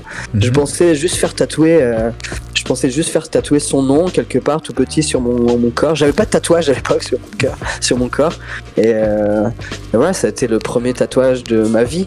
Parce que du coup, toi, cette expérience-là, ça a été le premier tatouage de ma vie où aujourd'hui j'ai une personne qui vit avec moi, qui m'a fait croire en la possibilité des choses, en donnant sa vie. Ouais, comme j'ai dit son nom tout à l'heure, Risto Aiki Johannes Cortejavi. Il y a beaucoup de gens qui lisent son nom quand ils me voient torse nu. Et donc voilà, donc ça c'est une des histoires qui m'est arrivée très très rapidement en arrivant en Inde. Et donc forcément ça bouleverse quand on vient d'une école de com où on pense tout savoir et on pense avoir tout compris dans la vie et comment posséder le monde avec des idées de communication. Bah je peux vous dire que ça te remet en place, ça vous remet en place ce genre d'histoire. Et du coup ça c'était comme tu dis un de ces babas qui le fait. Exactement, c'est un de ces gars qui fume du shit toute la journée là, qui lui a dit cousine il va t'arriver ça. Et voilà, donc aujourd'hui moi j'ai pas la réponse à tous les auditeurs qui vont se poser des questions. C'est pourquoi cette personne savait ou comment il savait ou s'il savait. Et moi j'ai aucune réponse, je sais juste que cette histoire est arrivée. C'est des sortes de chamans, hein. C'est des histoires chamaniques comme tu peux avoir en Amérique latine, tu vois. Après c'est selon comment en Inde c'est des babas, en Amérique latine c'est des chamans, tu vois. En Europe pendant longtemps ça a été plus des druides, tu vois. Et on a eu une époque où on pensait un peu plus à ce genre sorcière, de à l'époque de Jeanne d'Arc. Voilà, c'est ça. Et tout ça, mais c'est vrai que nous, l'homme occidental aujourd'hui moderne, s'est éloigné de tout ça. Et donc du coup, toi, t'es en Inde là à ce moment-là, ça doit te mettre un choc ultra violent. Tu te dis les mecs avec qui c'est ultra violent. Ouais. Tu sais, ça fait 2 mois et demi que je suis en Inde. Enfin, ça fait même un peu moins. Tu vois, on est dans 3-4 semaines. Très rapide. Bien sûr. Donc moi c'est un choc immédiat en fait. Tu vois, Marie-Johanna en tombe amoureux, elle me raconte cette histoire, je reçois ce message où son frère meurt. Et c'est comme ça que ça commence mon voyage. Alors bien sûr que c'est une information. Toute ta vie ne tourne pas autour de ça. Hein. Tu restes au bout du monde avec plein de gens fun et donc voilà, ça devient une histoire que tu passes, tu vois, en fait que tu digères assez rapidement dans la vie de tous les jours. Par contre, quand tu reviens à la réalité que tu as construit depuis ta jeunesse, qui est la France, et que tu as cette histoire en toi, c'est très très difficile à vivre. Et puis quand tu la racontes à tes amis d'enfance, à ta famille, bon voilà, ta maman, tes parents te croient. Par contre, tes amis d'enfance, ils considèrent que tu as pris de la drogue, que l'histoire que tu as vécue, elle est fausse, donc il y a un déni de réalité. Et donc voilà, ça te met dans des sphères personnelles un peu difficiles. Donc, mais en fait voilà, sur le chemin personnel, c'était nécessaire de passer par ces étapes-là. Donc voilà, je vais pas rentrer dans les détails parce que c'est un peu long, mais voilà, il y a 4 saisons d'Inde où il y a des expériences spirituelles fortes, il y a des expériences humaines très très fortes, la vie, la mort se chevauchent à plusieurs moments, il y a des accidents, il y a des pertes d'amis, il y a beaucoup de choses qui se passent, mais il y a toujours le cannabis qui est là, le cannabis que je fais pousser, le cannabis que après certaines saisons, à partir de la 3e saison, que je vais commencer à extraire. Donc avec de l'éthanol dans des cuisines de façon très très primaire.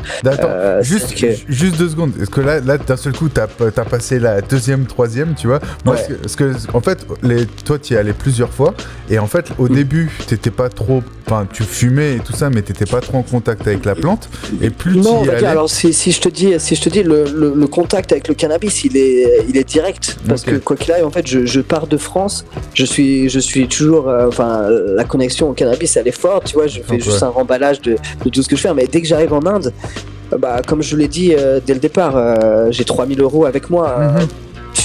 On est limité à un moment donné, il a fallu que je mange. Bien sûr. Je pouvais changer un tola. Un tola, pour l'auditeur, c'est à peu près 12 grammes, mais c'est devenu 10 grammes à travers le temps. Parce que c'est un peu coupé. Un tola de Charas, c'était censé être 12 grammes, ouais. Attends, c'est un peu coupé. C'est un peu coupé, je t'ai pas bien entendu. Du coup, tu disais, t'as chopé un 12 grammes, un tola de Charas, c'est ça? Non, je te disais, oui, à l'époque, donc dès que j'arrive en Inde, il y a cette notion où il va falloir payer sa vie, mais il faut aussi se nourrir. Donc j'ai très rapidement compris que j'étais dans un endroit où le cannabis c'était un peu une monnaie d'échange pour se nourrir. Moi en fait j'ai jamais été dans l'échange financier avec le cannabis. C'est vrai que je l'ai jamais vendu, je l'ai soit toujours offert, soit échangé avec. On mange au restaurant, je te paye du cannabis, tu payes la nourriture. C'est un peu comme des fois il y a des gens ils vont payer la bouteille de vin et puis la personne va payer la nourriture. moi j'ai rapidement été dans cet échange-là autour du cannabis en Inde. Donc ayant une culture musicale très très forte autour de Goa, donc beaucoup de reggae, beaucoup de scènes électroniques. Donc très rapidement je me suis lié à la scène reggae locale avec des noms assez connus sur la scène française. J'ai rencontré Naman par exemple, avec qui on a eu des expériences de vie assez intéressantes avec le cannabis et l'Inde. Rudy Roots, Manu Digital, bon voilà, il y a la scène reggae de Goa, d'Arambol, elle est très très forte, donc très liée aussi d'une certaine manière à l'esprit festif de la consommation de cannabis. Donc voilà, le cannabis il est toujours présent, en fait il m'a jamais quitté du moment où on racontait nos histoires toulousaines à ce moment-là, et on va dire qu'en fait les 2 premières saisons c'est plus du sourcing, en fait c'est trouver les bons produits pour donner les bons produits, et ensuite c'était plus je voulais faire pousser du cannabis, je voulais faire absolument pousser du cannabis en Inde. Donc je me suis retrouvé là, je vais vous raconter une histoire vraie qui de toute façon c'est que des histoires vraies, mais c'est des histoires qui vous font croire en vos rêves. C'est que à l'époque il y a une personne qui me fascine dans le monde du cannabis par sa présence, on va dire peut-être online, ou ce qu'il a fait, c'était Ariane de Greenhouse et Franco, et je commence à cette époque moi à découvrir les Strain Hunters qui partent en Inde justement, qui partent en Jamaïque, qui partent dans différentes locations, et moi je me décide d'acheter des graines de Ariane chez Greenhouse, donc les Ariane Haze, et je les fais pousser à Goa sur ma 4e saison.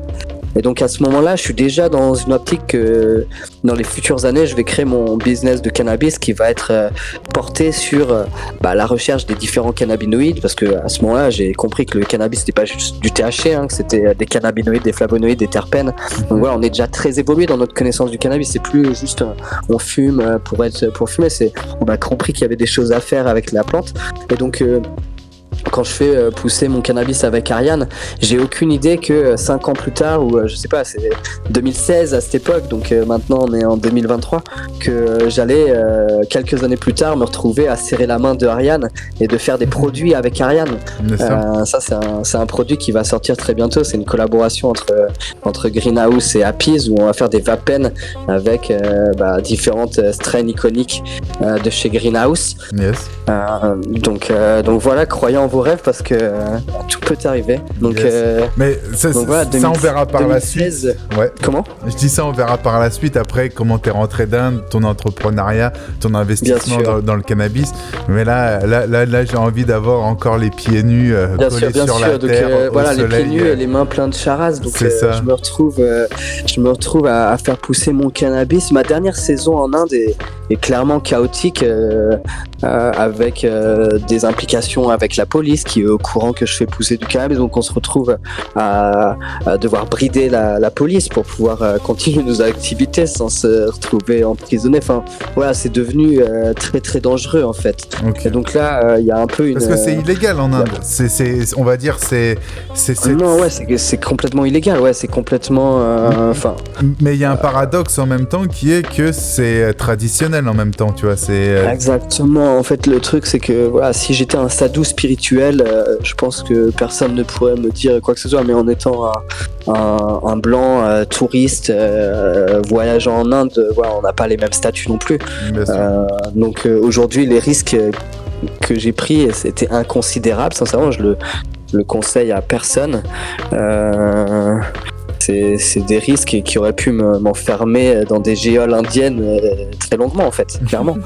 Sans, comme je l'ai dit, sans apport financier incroyable. C'était de la survie. C'est de la survie et de l'apprentissage. C'était un peu quand t'es étudiant et que tu bouffes des pâtes. C'était ça.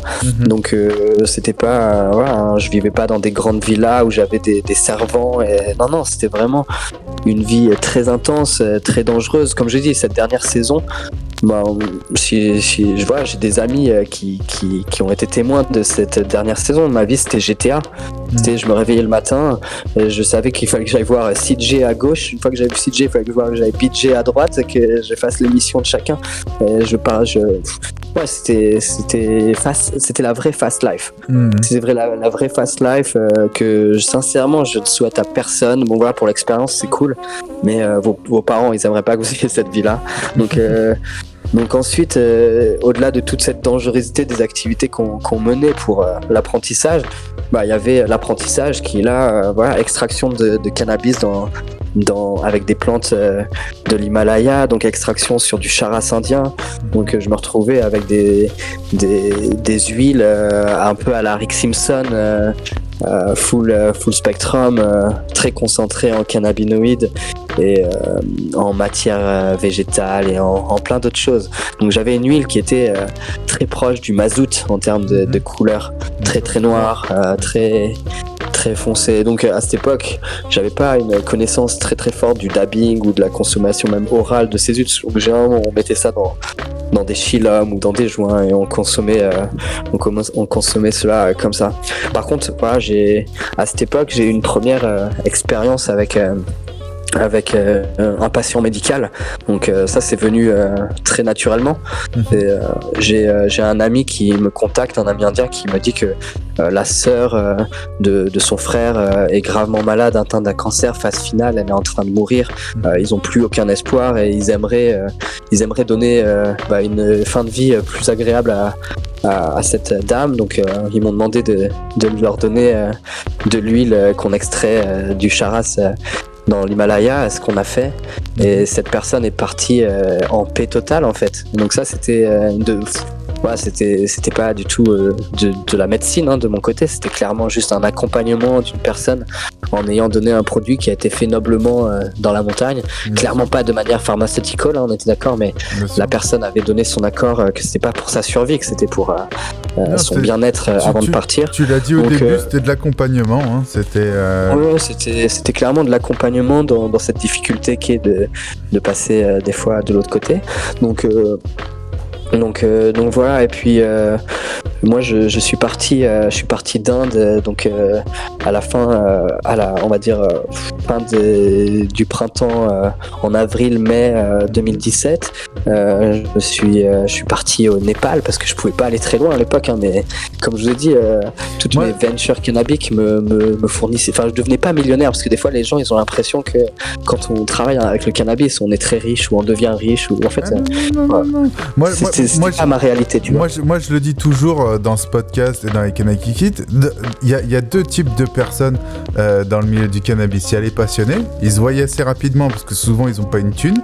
Et puis après, t'as le bling bling, t'as les plugs, t'as les mecs sur Instagram et tout ça qui s'achètent des Rolex et qui te montrent ouais, t'as vu, j'ai 10 Rolex, nanana. Eux, souvent, c'est pas eux les passionnés par le cannabis. Eux, ils sont passionnés par la hype et tout ça. Mais tu vois, les vrais passionnés, de toute façon, ça se voit même aux États-Unis. Les vrais passionnés, c'est les mecs qui sont dans des fermes à Mendo, à Humboldt, où ils ont quasiment pas de connexion avec l'humain, où ils vivent. Bien sûr. Tu vois, tout ça, c'est pas les mecs en Californie qui ont des entrepôts où ils ont 300 personnes, tu vois. Voilà, il y a deux types. Et nous, on a bien compris que là, pour l'instant, t'étais dans le type de personne passionnée en Inde, que t'es parti avec 3000 balles, que t'es pas arrivé en Inde où tu t'es fait des millions.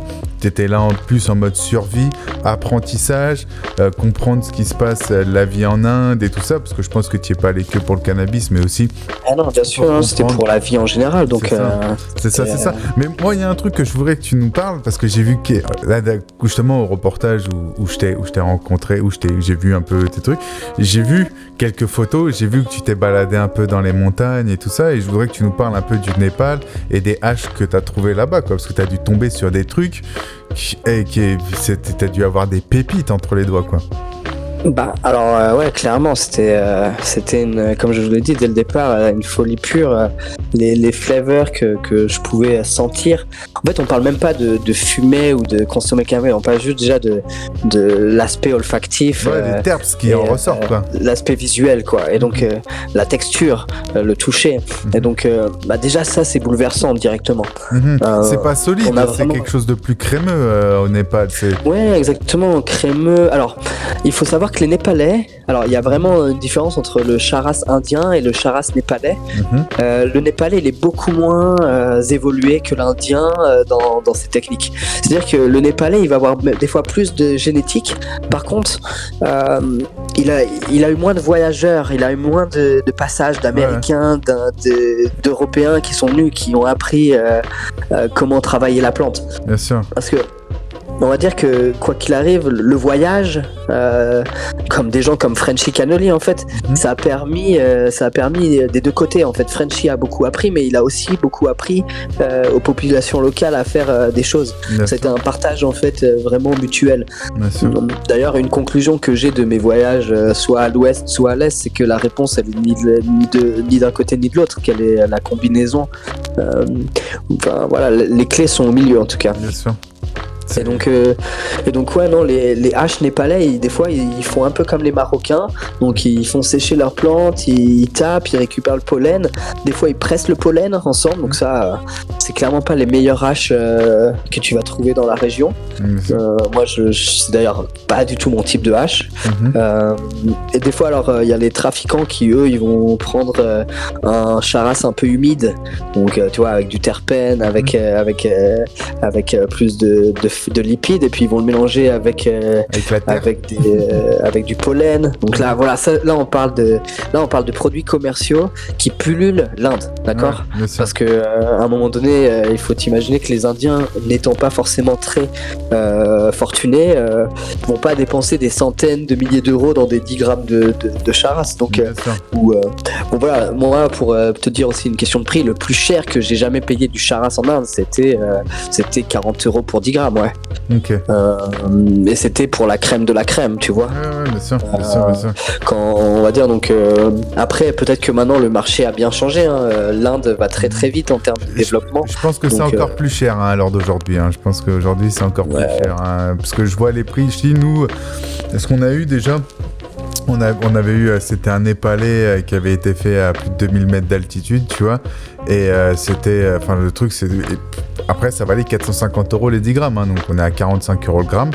Mais, enfin voilà, tu vois, demain tu me le reproposes, je te repose 500 balles sur la table direct, quoi, tu vois. Bon, je crois que ce qu'il faudra qu'on fasse alors, mon cher, c'est prendre un billet d'avion pour Katmandou, Barcelone-Katmandou, et puis le billet d'avion il sera payé. C'est ça. Je pense que un petit séjour d'une semaine ou deux dans la région népalaise ne blessera pas le portefeuille. Moi, c'est mon rêve. Et la consommation locale te sera plus favorable, c'est-à-dire que tu auras plus de choix de flavor, tu auras plus de choix de qualité, et puis tu verras vraiment le paysage. Ça c'est quelque chose que j'aimerais d'ailleurs organiser avec quelques collègues européens, revenir sur les terres pour déjà montrer aux gens en fait c'est quoi la réalité aujourd'hui du fermier népalais, du fermier indien, du transformateur, montrer un peu la chaîne de production. Et en fait je crois qu'on va pouvoir un peu passer à l'étape supérieure, c'est que moi je rencontre l'amour en Inde, je rencontre la mère de mes enfants, qui est une femme tchèque, donc qui m'attire très rapidement du Népal vers la République tchèque. Et en arrivant en République tchèque, on va dire une semaine après, je suis confronté pour la première fois, donc en 2017, à une rosine presse. Ce qu'il faut que les gens comprennent, c'est parce que là, il y a pas mal de gens qui se disent République tchèque, c'est ultra illégal et tout, mais pas du tout. La République tchèque, t'as le droit de faire des graines, enfin, c'est même... Alors, la République tchèque, comparé à la France, qui est un voisin de la France, c'est absolument pas loin. Des fois, ça vous paraît très très loin, l'Europe de l'Est, l'Europe soviétique, où il faut savoir qu'ils n'ont jamais été soviétiques par choix, les Tchèques, ils ont été envahis par l'URSS, pardon. Et donc, et que l'URSS est resté jusqu'en 91 dans ce pays. Donc, déjà, ils n'ont rien à voir avec les communistes ou l'Europe de l'Est ce que les gens imaginent en fait en disant ça. C'est un pays très libéral qui n'a jamais eu de régulation contre les drogues avant de rentrer dans l'Union européenne. Moi je vis dans ce pays maintenant depuis 5 ans, il n'y a aucun junkie dans la rue, beaucoup moins qu'à Paris on va dire déjà. Ça, c'est clair. Donc leur régulation des drogues a été peut-être plus intelligente. Donc depuis qu'ils sont entrés dans l'Europe, ils ont une régulation un peu plus dure. Mais aujourd'hui, voilà, comme en Espagne, le Tchèque ou le citoyen du pays peut faire pousser jusqu'à 5 plantes. Ouais, on n'est pas dans cette interdiction totale comme en France ou dans certains autres pays européens. Donc quand j'arrive ici, ma petite amie me présente à un ami à elle qui aime le cannabis. C'est comme ça qu'elle m'a introduit et donc lui-même m'introduit en fait à on va dire faire presser du cannabis et avoir une extraction qui comparée à mes huiles noires népalaises et indiennes, je me retrouve avec une huile ou une extraction qui est dorée, qui est de la couleur de l'or, de l'ambre. Et sans solvant en plus. Et comment ? Et sans solvant en plus. Et sans solvant, bien sûr, oui, parce que moi, voilà, j'avais des extractions, bien sûr, qui étaient faites avec des solvants. Ensuite, je devais enlever le solvant de mon extraction. Donc voilà, c'était quelque chose de très différent. Donc là, je me retrouve avec cette belle extraction sans solvant que je dab pour la première fois. Donc je découvre, parce que voilà, nous on fumait notre huile, ce qui était très négatif, hein, tu vois, et puis on la fumait en dehors de nos joints, donc on perdait beaucoup de nos substances qu'on essayait d'incorporer dans notre système. Donc quand j'arrive devant cette création, devant cette innovation, mes synapses vraiment explosent. Et là je suis en train de me dire waouh. Et donc cette personne qui s'appelle Kuba, qui est un de mes anges gardiens dans cette industrie, m'a absolument dit directement, mais moi je pars dans quelques mois en Californie, tu dois absolument venir en Californie parce que tu vas tellement apprendre là-bas, ça va être la continuité de ce que tu as découvert en Inde. Et donc n'ayant pas d'autre plan dans ma vie que d'apprendre sur cette plante, voilà, quelques mois plus tard je pars en Californie et donc là ça va être une nouvelle histoire qui est en fait très très courte comparée aux 4 ans indiennes, parce que c'est 3 mois de vie, mais c'est 3 mois de vie où c'est dramatique, où je passe je vais trouver un travail très rapidement dans la montagne californienne à la rue pendant presque 2 mois, tu vois. Et donc 2 mois de rue aux États-Unis, c'est pas 2 mois de rue en Inde. Tu vois, en Inde, la rue, il fait chaud, il y a des bananes dans tous les arbres, il y a de la nourriture accessible pour n'importe quel humain. On va dire que l'argent ne définit pas forcément. C'est sûr que tu vas pas manger des bananes tous les jours de ta vie, mais bon, c'est toujours mieux que de rien manger. Et donc là, par contre, les États-Unis, c'est 1000 € sur un compte en banque et $100 minimum pour prendre une douche dans un motel. Donc tu fais vite tes calculs, tu dis attends, est-ce que je m'achète une tente ou est-ce que je vais faire péter un hôtel, tu vois. Donc rapidement tu fais des calculs sains, tu dis ok, je vais m'acheter une tente. Et moi j'étais parti avec une fille française qui m'a dit non t'inquiète, je connais plein de gens, on va trouver du taf et tout. Et en fait elle est tombée amoureuse d'un Israélien au bout d'une semaine et elle m'a laissé tomber, tu vois, en plein milieu de Humboldt County, tu vois. Et donc moi je me suis retrouvé avec mes 2 couilles et mon bâton en mode hey bro, do you have a job for me? Hey bro, do you have a job for me? Et là tu vois, j'ai commencé à essuyer les refus racistes, les refus fuck off man, go back to your fucking country, you know, fucking tree immigrants. Et donc là, tu vois, je commence à me dire putain là en fait j'ai tout perdu, j'étais bien au chaud en Inde, tu vois, j'avais une vie dangereuse mais je mangeais tous les jours, j'étais bien, et là j'avais une vie dangereuse aussi mais j'avais froid. Et je commençais à plus rien avoir, tu vois. Et donc là, c'est vraiment, c'est le début de la carrière professionnelle qui démarre chez Cédric, tu vois. C'est là, il faut sortir de la rue en fait. C'est le moment où je me rends compte. Mais en fait, ma gueule, t'es pas dans le bon chemin depuis un petit moment là. T'as bien appris et tout, mais si tu veux évoluer dans la vie, c'est-à-dire que tu vois, moi j'avais une femme que je voulais séduire, j'étais tombé amoureux de ma femme tchèque. Le traveler fou qui va partout et qui a pas vraiment de limite dans tout ce qu'il fait, c'était pas forcément très séducteur, tu vois. Bien sûr. Et donc voilà, changement, j'ai 27 ans, 28 ans, je suis dans un moment où je crois que je deviens un homme quelque part, tu vois, je sors de mon adolescence prolongée à devenir un homme. Et ça se passe à un moment donné où en Californie j'ai trouvé un job, franchement dans les derniers retranchements de vie, tu vois. Je suis dans le nord de la Californie, très proche de l'Oregon. Et puis à un moment donné, il y a un bébé, il y a un couple avec un bébé. Moi, je suis tellement comment dire, enfin, je m'attache à ce bébé d'une certaine manière en me disant que ce bébé, si je reste pas loin, tu vois, je vais trouver un job, tu vois, je suis dans la fatalité où je me dis ouais, rien ne peut arriver au bébé, alors que j'ai vu plein de choses arriver au bébé en Inde, mais là dans ce moment-là, tu vois, je me raccroche à mon espoir. Et en fait, je le fais bien parce qu'à un moment donné, quelques jours plus tard, il y a un fermier qui passe et qui dit hey guys, do you want a job? Et là, tu vois, c'est le moment où tu prends cette opportunité à plein bras et tu y vas quoi. Et donc tu suis une personne inconnue dans Murder Mountain. Si vous voulez voir, il y a un petit documentaire Netflix qui parle de cet endroit. Justement, j'ai fait un podcast avec Joe c'est marrant parce que Joe c'est un grave frérot et justement t'as dû le croiser, il était à Mendo dans ces moments-là en même temps que toi. Moi, Mendo, j'y suis passé en voiture, mais directement je suis parti à Humboldt et ensuite tu vois, je suis passé de Garberville à Mad River, Myers Flat, Laytonville, tu vois. C'est ce qu'il nous disait, il nous disait qu'il était à Garberville et qu'il cherchait du taf là-bas et qu'il dormait dans sa voiture le long des petites rivières et que voilà. Ouais, voilà, on a eu cette même vie, je pense, avec Joe. Tu nous feras nous rencontrer un jour, on s'en parlera mutuellement de nos petites rivières, de nos petits rituels de caca le matin dans la rivière. Tu vois, c'est ça. Où tu te fais sentir le cul par un ours et tout ça et tout, c'est ça. Ouais, exactement. En fait, alors, tu vois, moi, t'arrives dans un endroit où tu sais, tu viens de l'Inde, où t'as vu quand même des choses assez exotiques, assez incroyables. Et là, tu te retrouves, tu vois, les gens, ils se font un peu une image de la Californie, San Diego, LA, tu vois, des gens en roller sur la plage. Beach et tout ça. Mais en fait, ils s'imaginent pas que, en fait, le haut de la Californie, c'est comme dans GTA, tu sais, comme CJ, il va dans la montagne et tout, c'est pareil. C'est des vrais rednecks. Je sais pas comment on dit en français. C'est des vraies plaines avec... c'est les last cowboys, bro. Tu vois, c'est les derniers cowboys qui existent aux États-Unis. Ils ont des armes, ils ont tous des M16, des AK-47. Enfin, les gars, ils sont équipés en munitions.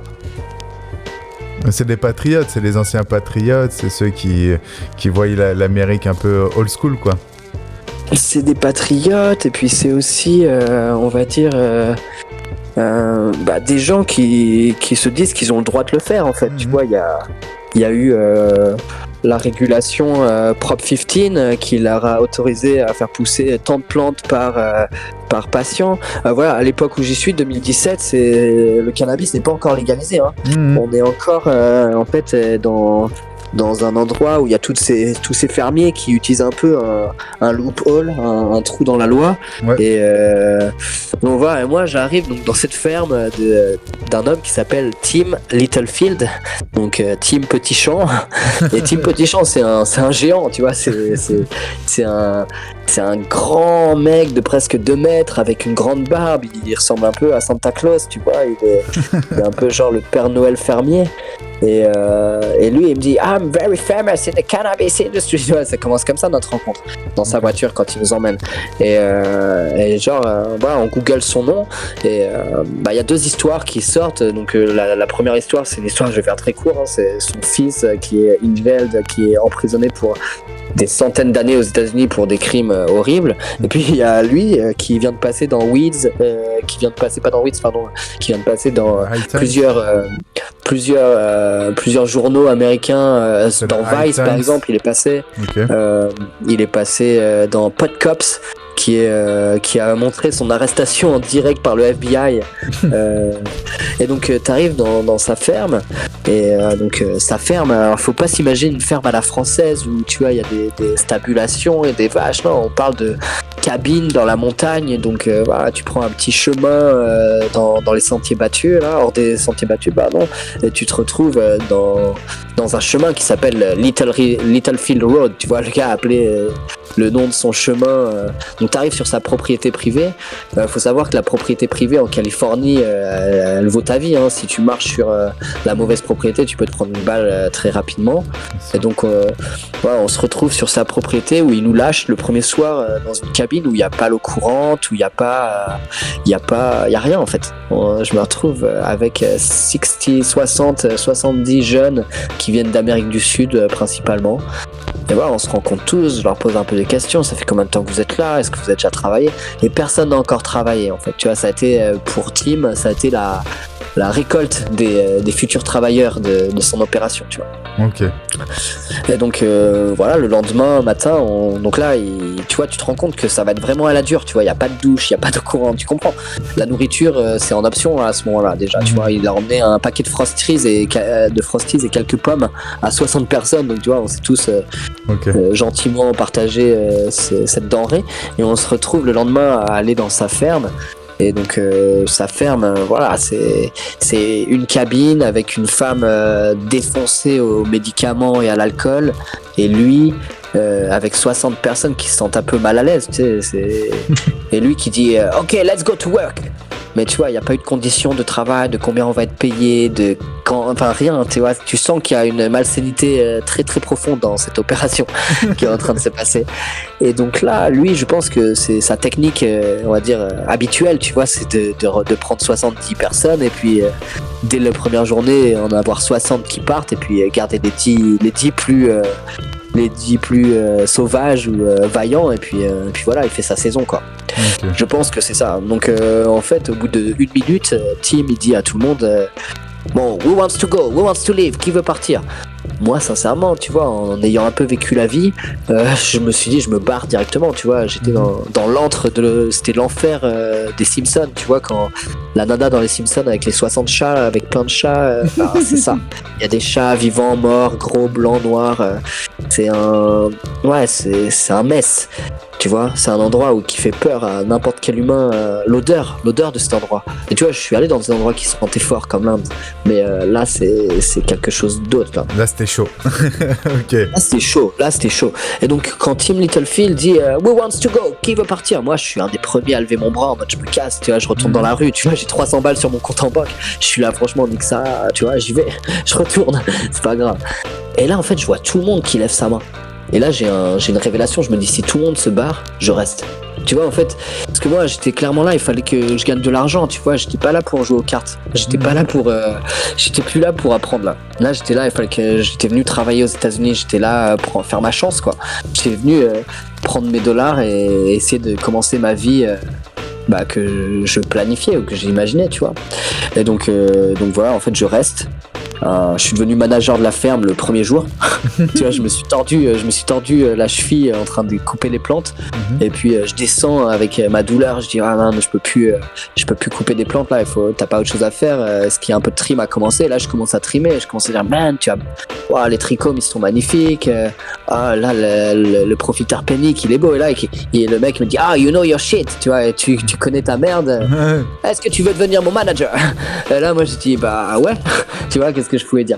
Et donc là, tu vois, je suis passé de rue à manager d'une ferme. Voilà, je te décris la ferme, hein, on n'était pas dans une entreprise GMP, tu vois. Oui, non, c'est sûr. À mon avis, il devait avoir quelques carcasses de bagnoles qui traînaient autour, de la rouille dans tous les sens et tout ça, quoi.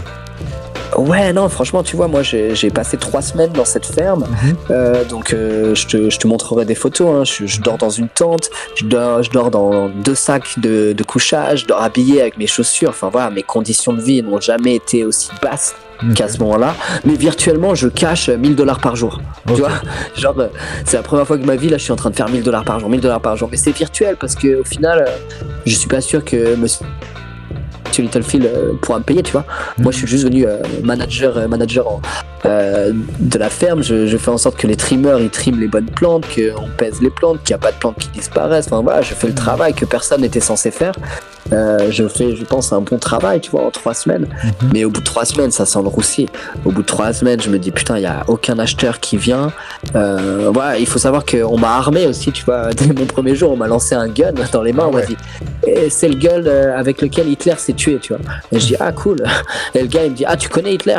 Je dis, ouais, il est assez réputé de là où je viens, tu vois. Et donc voilà, c'est un peu l'ambiance.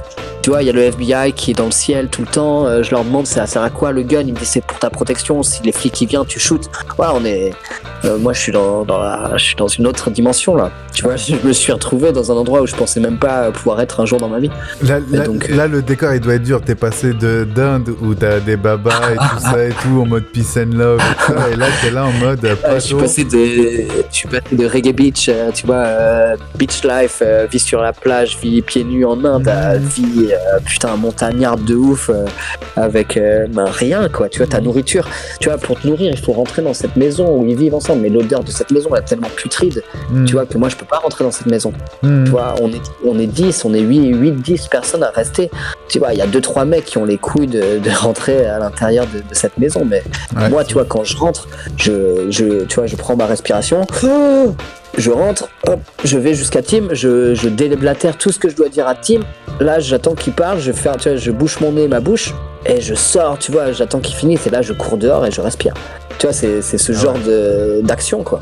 Enfin, c'est vraiment dur, cette vie, tu vois, mais voilà, je gagne sur le papier $1000 par jour, je travaille 17 jours, on termine le truc, je suis censé partir avec $17,000, tu vois. Et puis c'est pas terminé en fait, hein, il reste encore des mois et des mois de travail, mais moi j'ai mon visa qui est en train d'arriver à terme. Comme je disais, tu sais, quand tu pars aux États-Unis, t'as 3 mois de visa, t'es pas censé travailler avec ton visa, donc là je suis dans en fait, quoi qu'il arrive, j'ai parlé sans filtre parce que je pense que c'est important, hein, à un moment donné, quand je parle avec toi, voilà, je parle pas avec TF1, hein, tu vois, je pense avec quelqu'un, des auditeurs qui ont besoin d'entendre la vérité. Bien sûr, et donc on n'est pas en direct. Ouais, bien sûr. Donc t'inquiète, pas de problème sur ça. C'est juste voilà, que je me retrouve à avoir cette vie de migrant, à au final partir de la ferme avec l'herbe en fait. Tu vois, à un moment donné, c'est soit j'accepte ma défaite et me dire putain, le mec va jamais me payer et je me fais sauter, soit je le convainc que voilà, t'as pas d'argent, par contre paye-moi en herbe, moi je vais me débrouiller, quoi. On a compris que j'avais un passif débrouillard, donc voilà, j'ai pris mes pandes, je les ai emmenés de Humboldt au sud d'Humboldt. À Humboldt, j'ai retrouvé mon ange gardien Kuba qui travaillait lui dans des fermes déjà depuis quelques années. Donc voilà, m'a trouvé un acheteur, a échangé ses pandes contre des dollars et voilà, je suis rentré en Europe. Et en Europe, je suis arrivé avec pas tant de dollars, tu vois, mes $17,000 se sont transformés en $10,000 avec les échanges et avec tout ça. Et puis, en fait, il fallait commencer notre vie, tu vois. Moi, j'avais une femme à séduire, j'avais une vie à commencer en Europe, à Prague. Et donc très rapidement, voilà, mais 10 000 € ils s'effacent, tu vois, il y a pas d'investissement, je ne vais pas pouvoir commencer ma. Ah oui, non, c'est sûr qu'avec 10 000 € business, là, c'est même plus pour survivre qu'investir, quoi. Exactement, voilà, mais c'était, tu vois, moi depuis on va dire 4 ans, j'avais jamais eu 10 000 € devant moi, c'était enfin depuis que j'étais parti en 2014, avoir 10 000 € devant moi. Ouais, c'était jamais arrivé.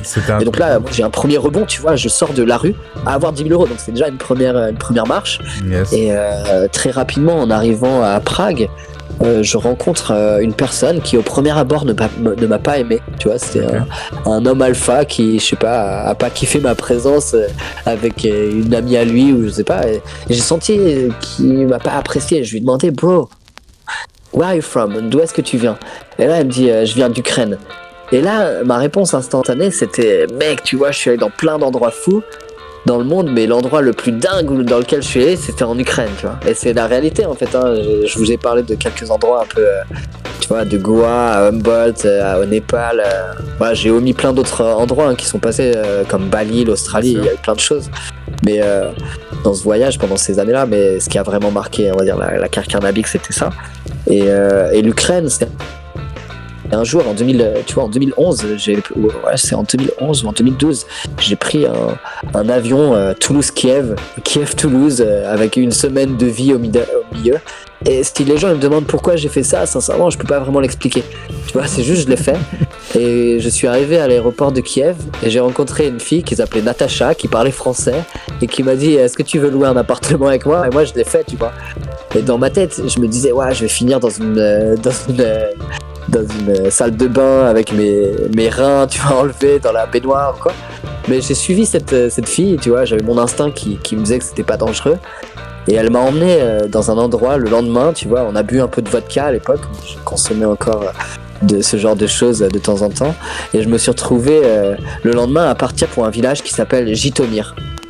Tu vois, donc aujourd'hui ça a dû être un peu rasé de la carte avec les actions de Vladimir, mais à l'époque Jitomir c'était la reproduction de l'USSR, de l'URSS. Ça n'avait pas bougé, il y avait une statue de Lénine qui était toujours là sur la place, il y avait des chars tu vois, c'était le tramway, il avait pas bougé depuis que Staline était mort.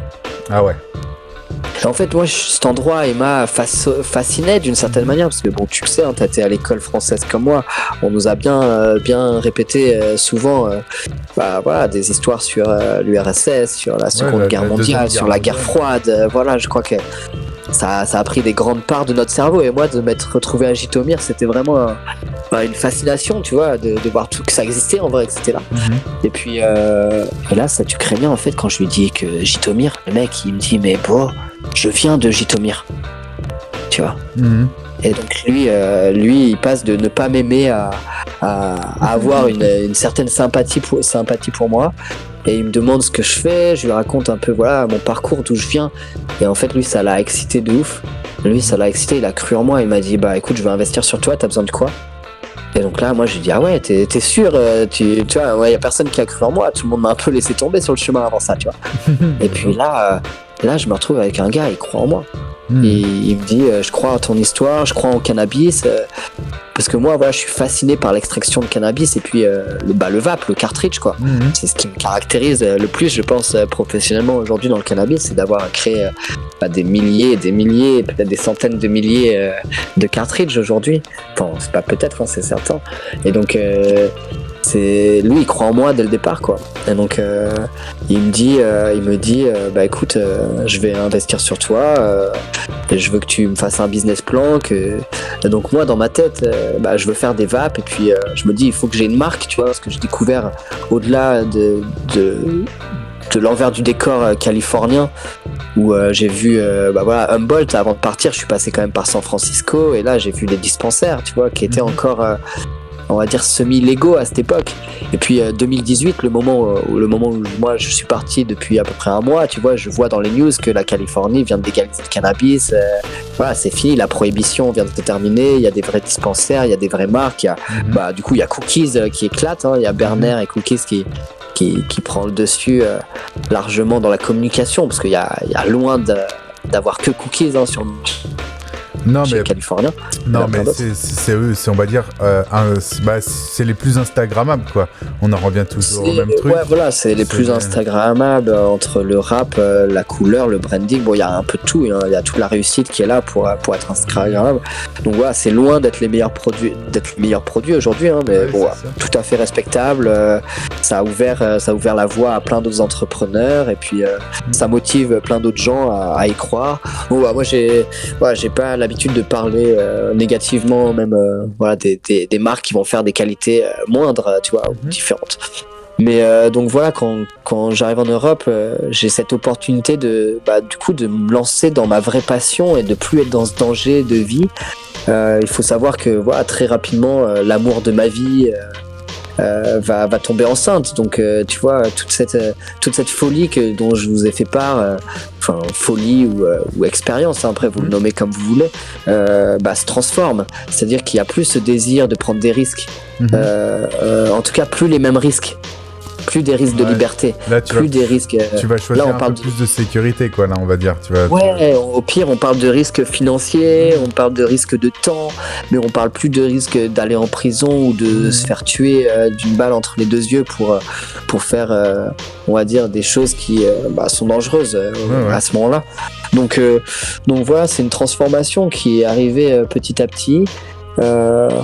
J'ai, on va dire, 3 mois où je réfléchis un peu ce que je veux faire, et puis ensuite il y a le moment où je vais créer la société pour de vrai. Donc tu vois, ça va prendre à peu près 6 mois la création de société, entre se mettre d'accord sur les différentes choses, aussi faire la recherche et développement. C'est-à-dire, j'avais beaucoup appris pendant toutes mes années sur l'extraction, sur les terpènes, mais ensuite il fallait maintenant masteriser ça, à mettre dans des cartridges. Enfin voilà, on s'attaquait à quelque chose qui maintenant nous paraît très simple à faire, parce qu'on le fait tous les jours beaucoup de fois, mais à l'époque, voilà, c'est beaucoup de recherches, beaucoup d'échecs, beaucoup de commandes sur Alibaba, de produits pour se rendre compte qu'en fait on voulait pas travailler avec Alibaba, Enfin, voilà, il y avait beaucoup de choses qui se passent professionnellement dans ces premières années où je reviens. Et puis ensuite, il y a la création de la société qui arrive en août 2018. Et puis la vision qui est Canafest, en fait, qui arrive 3 mois après. Canafest, c'est le Spanabis tchèque. Qui est une des plus grandes, des plus grandes férias, une des plus grandes foires du cannabis en Europe, hein, des plus vieilles aussi. Et donc moi je me dis voilà, ça va être l'endroit où je vais pouvoir faire connaître mon histoire en fait, ma légende. À l'époque, j'ai même pas envie de faire parler de Cédric et de tout ce que je viens de vous raconter. Hein. Mon but c'est j'ai créé une marque. La marque elle s'appelle Happy's. Pourquoi Happy's ? Parce que c'est ce que je ressens la majorité du temps avec le cannabis. Donc Happy's ça veut dire en gros heureux, happy, joyeux, et puis Happy's ça veut dire apaisé. Et donc généralement voilà, moi le cannabis il me fait me sentir heureux et apaisé. Donc voilà, c'est le nom de la première marque, première venture on va dire légale, qui n'est plus de la recherche et du développement mais qui est clairement maintenant de l'exécution. Donc voilà, Happy's né. Je crée le nom quand je suis en Auvergne chez mes parents, et puis je rentre en République tchèque, je le propose à mon partenaire, on se met d'accord, on accepte, et puis voilà, lui c'est clairement l'investisseur, et puis moi je suis l'exécutant du projet, donc voilà, je trouve mon designer, je mets à profit en fait ce que j'ai aussi appris à l'école il y a bien longtemps, que je pensais inutile, tu vois, à mon école de communication, que je pensais pour les connards de la pub, tu vois, à l'époque. Puis en fait je me retrouve merde, en fait c'était utile quand même que j'apprenne ça, parce que maintenant pour faire ma marque de cannabis, voilà, j'ai les clés quoi. J'ai la connaissance technique, mais j'ai aussi la connaissance marketing du projet, parce que je l'ai étudié, j'ai pu le voir. Donc j'arrive en 2018 avec voilà une certaine force. Je découvre, alors je vais raconter une histoire un peu privée de business, mais je découvre en fait au moment du Canafest que Dima, mon ami ukrainien, au-delà d'avoir cru en moi et de m'avoir lancé, en fait c'est pas lui quoi. C'est pas lui qui va faire qu'on va y arriver. Lui, le jour du Canafest, il se défonce. Il se met rabat, comme on dit des fois. Il est plus là à profiter qu'à faire du business quoi. Ouais, en fait, lui, il s'est lancé dans le cannabis business parce que lui, voilà, il a de la thune, il fait du fric avec Internet. Et pour lui, le cannabis, c'est fun, c'est la défonce, c'est si. Mais en fait, il s'est endormi dans une petite partie du business que moi j'ai envie de développer. Puis voilà, on est dans le CBD aujourd'hui en Europe. C'est-à-dire qu'il n'y a pas de défonce inclus, il n'y a pas. Moi, quand je suis mon premier. Justement, c'est ce que je voulais dire. Du coup, Happy's, je sais pas pourquoi, mais j'ai du mal à dire. Je sais, les gens ils veulent dire des fois dire ça. Souvent, je dis happiness, mais enfin bon, bref, c'est moi et mon cerveau dyslexique. Et du coup, quand tu développes ta marque là, tu sors du milieu THC, on va dire illégal, pour entrer dans le milieu CBD. Exactement, à 100%, à 600%, je dirais même. C'est-à-dire que tout ce que j'ai appris du THC, je le. Bien sûr. Moi, ce que je te propose, comme là, ça va bientôt faire 2 heures de podcast qu'on fait, c'est qu'en fait, tu continues à nous raconter un peu ton histoire là, et que là, on fasse une deuxième partie, parce que je sais que tu vas être à la Spanabis, et qu'on fasse une deuxième partie visuelle où on présente mieux Happy's, ta marque, on présente tout ça et tout, auquel tu me fasses goûter aussi tes extractions de CBD, que j'en dise ce que j'en pense, parce que je suis assez dur avec le CBD, donc je dirais sincèrement ce que j'en pense. Du coup, voilà, et comme ça on se dirige gentiment vers la fin, et comme ça on fait là, comme ça nous aura fait un podcast d'à peu près presque 2 heures ensemble, et la partie visuelle, on présente ta marque, tu nous fais goûter tes vapes, si t'as des fleurs ou d'autres extractions, on est chaud aussi de les voir et tout.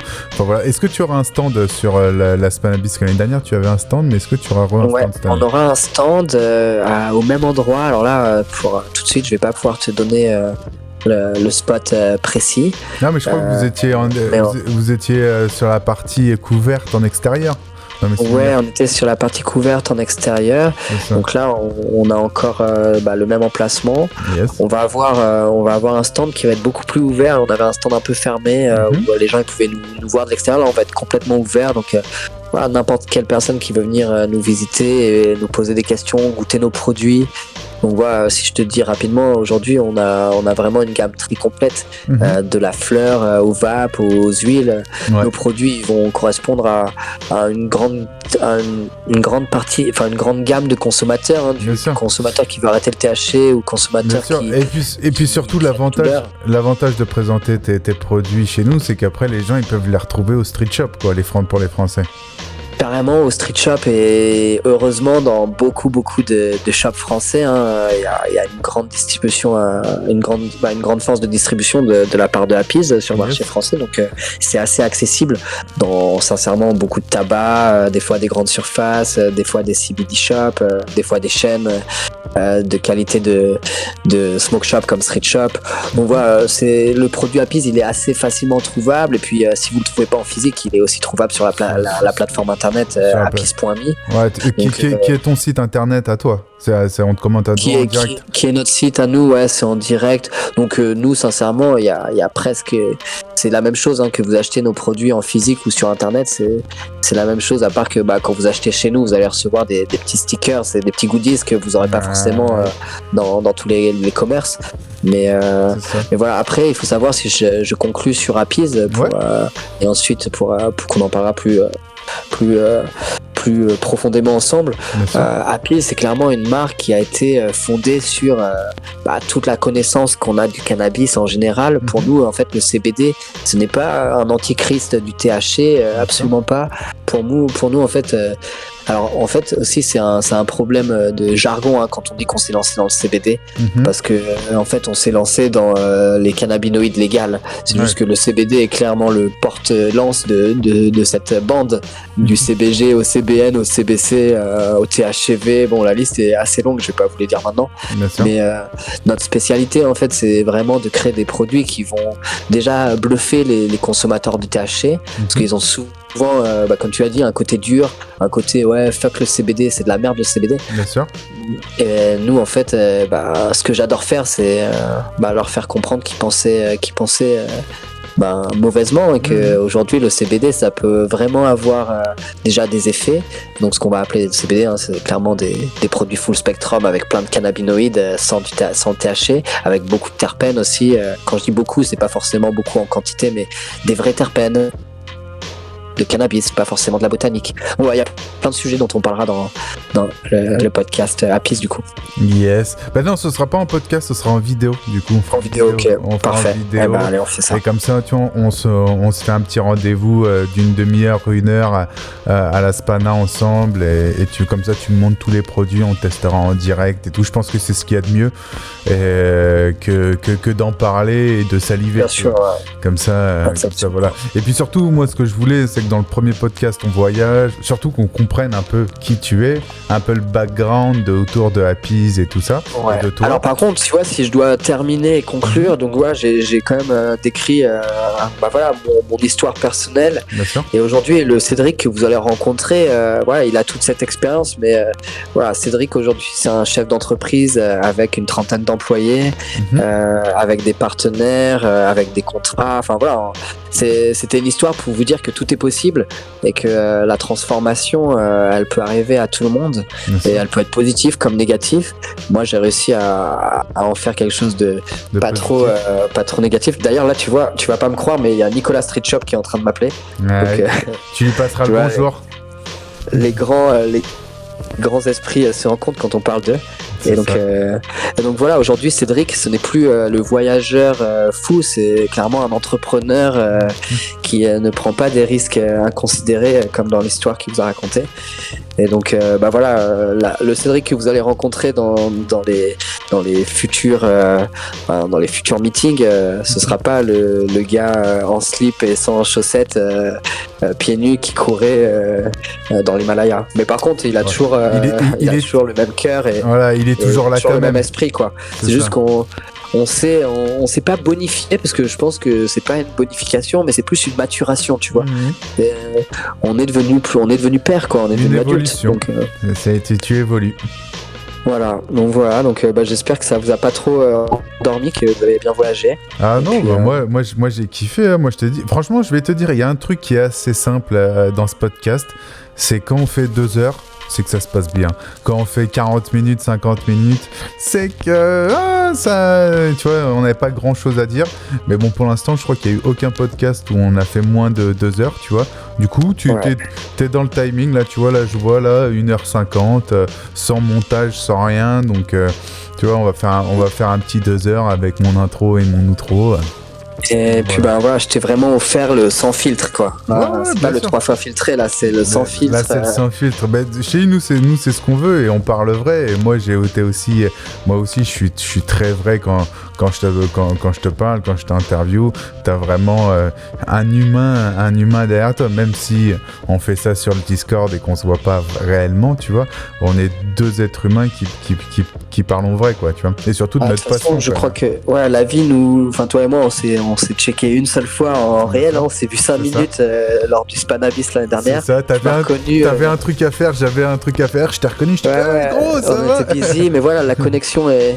C'est ça. La connexion était là, et puis maintenant, en parlant plus profondément et en se racontant nos histoires, on s'est rendu compte qu'en fait on avait des amis en commun. Bien et que voilà, tu connaissais une des histoires les plus folles de ma vie, tu vois, ce gun sur ma tronche. Je la connais très bien, bien sûr. Et ça, c'est tu vois, ça me fait plaisir qu'au moins... On l'a perdu. Oui, alors là je t'avais perdu, c'est bon. Ouais, t'inquiète, on t'a retrouvé. Bon, de toute façon, on était sur la mode fin. Mais en tout cas, je te remercie de ouf d'avoir participé vraiment à ce podcast, d'avoir été honnête, d'avoir été vrai, de nous avoir fait voyager. C'était hyper intéressant, hyper instructif. Et j'ai hâte de faire la partie 2, de venir goûter le CBD, parce que je suis très dur avec le CBD. J'essaye d'être moins en moins clivant. Merci mes canailles d'être restés avec moi jusqu'à la fin de cet épisode. J'espère que ça a été autant passionnant pour vous que pour moi de découvrir l'univers de ce Cédric. C'est la fin de ces 2 heures mes canailles. On se retrouve sur le Discord pour plus d'échanges entre nous.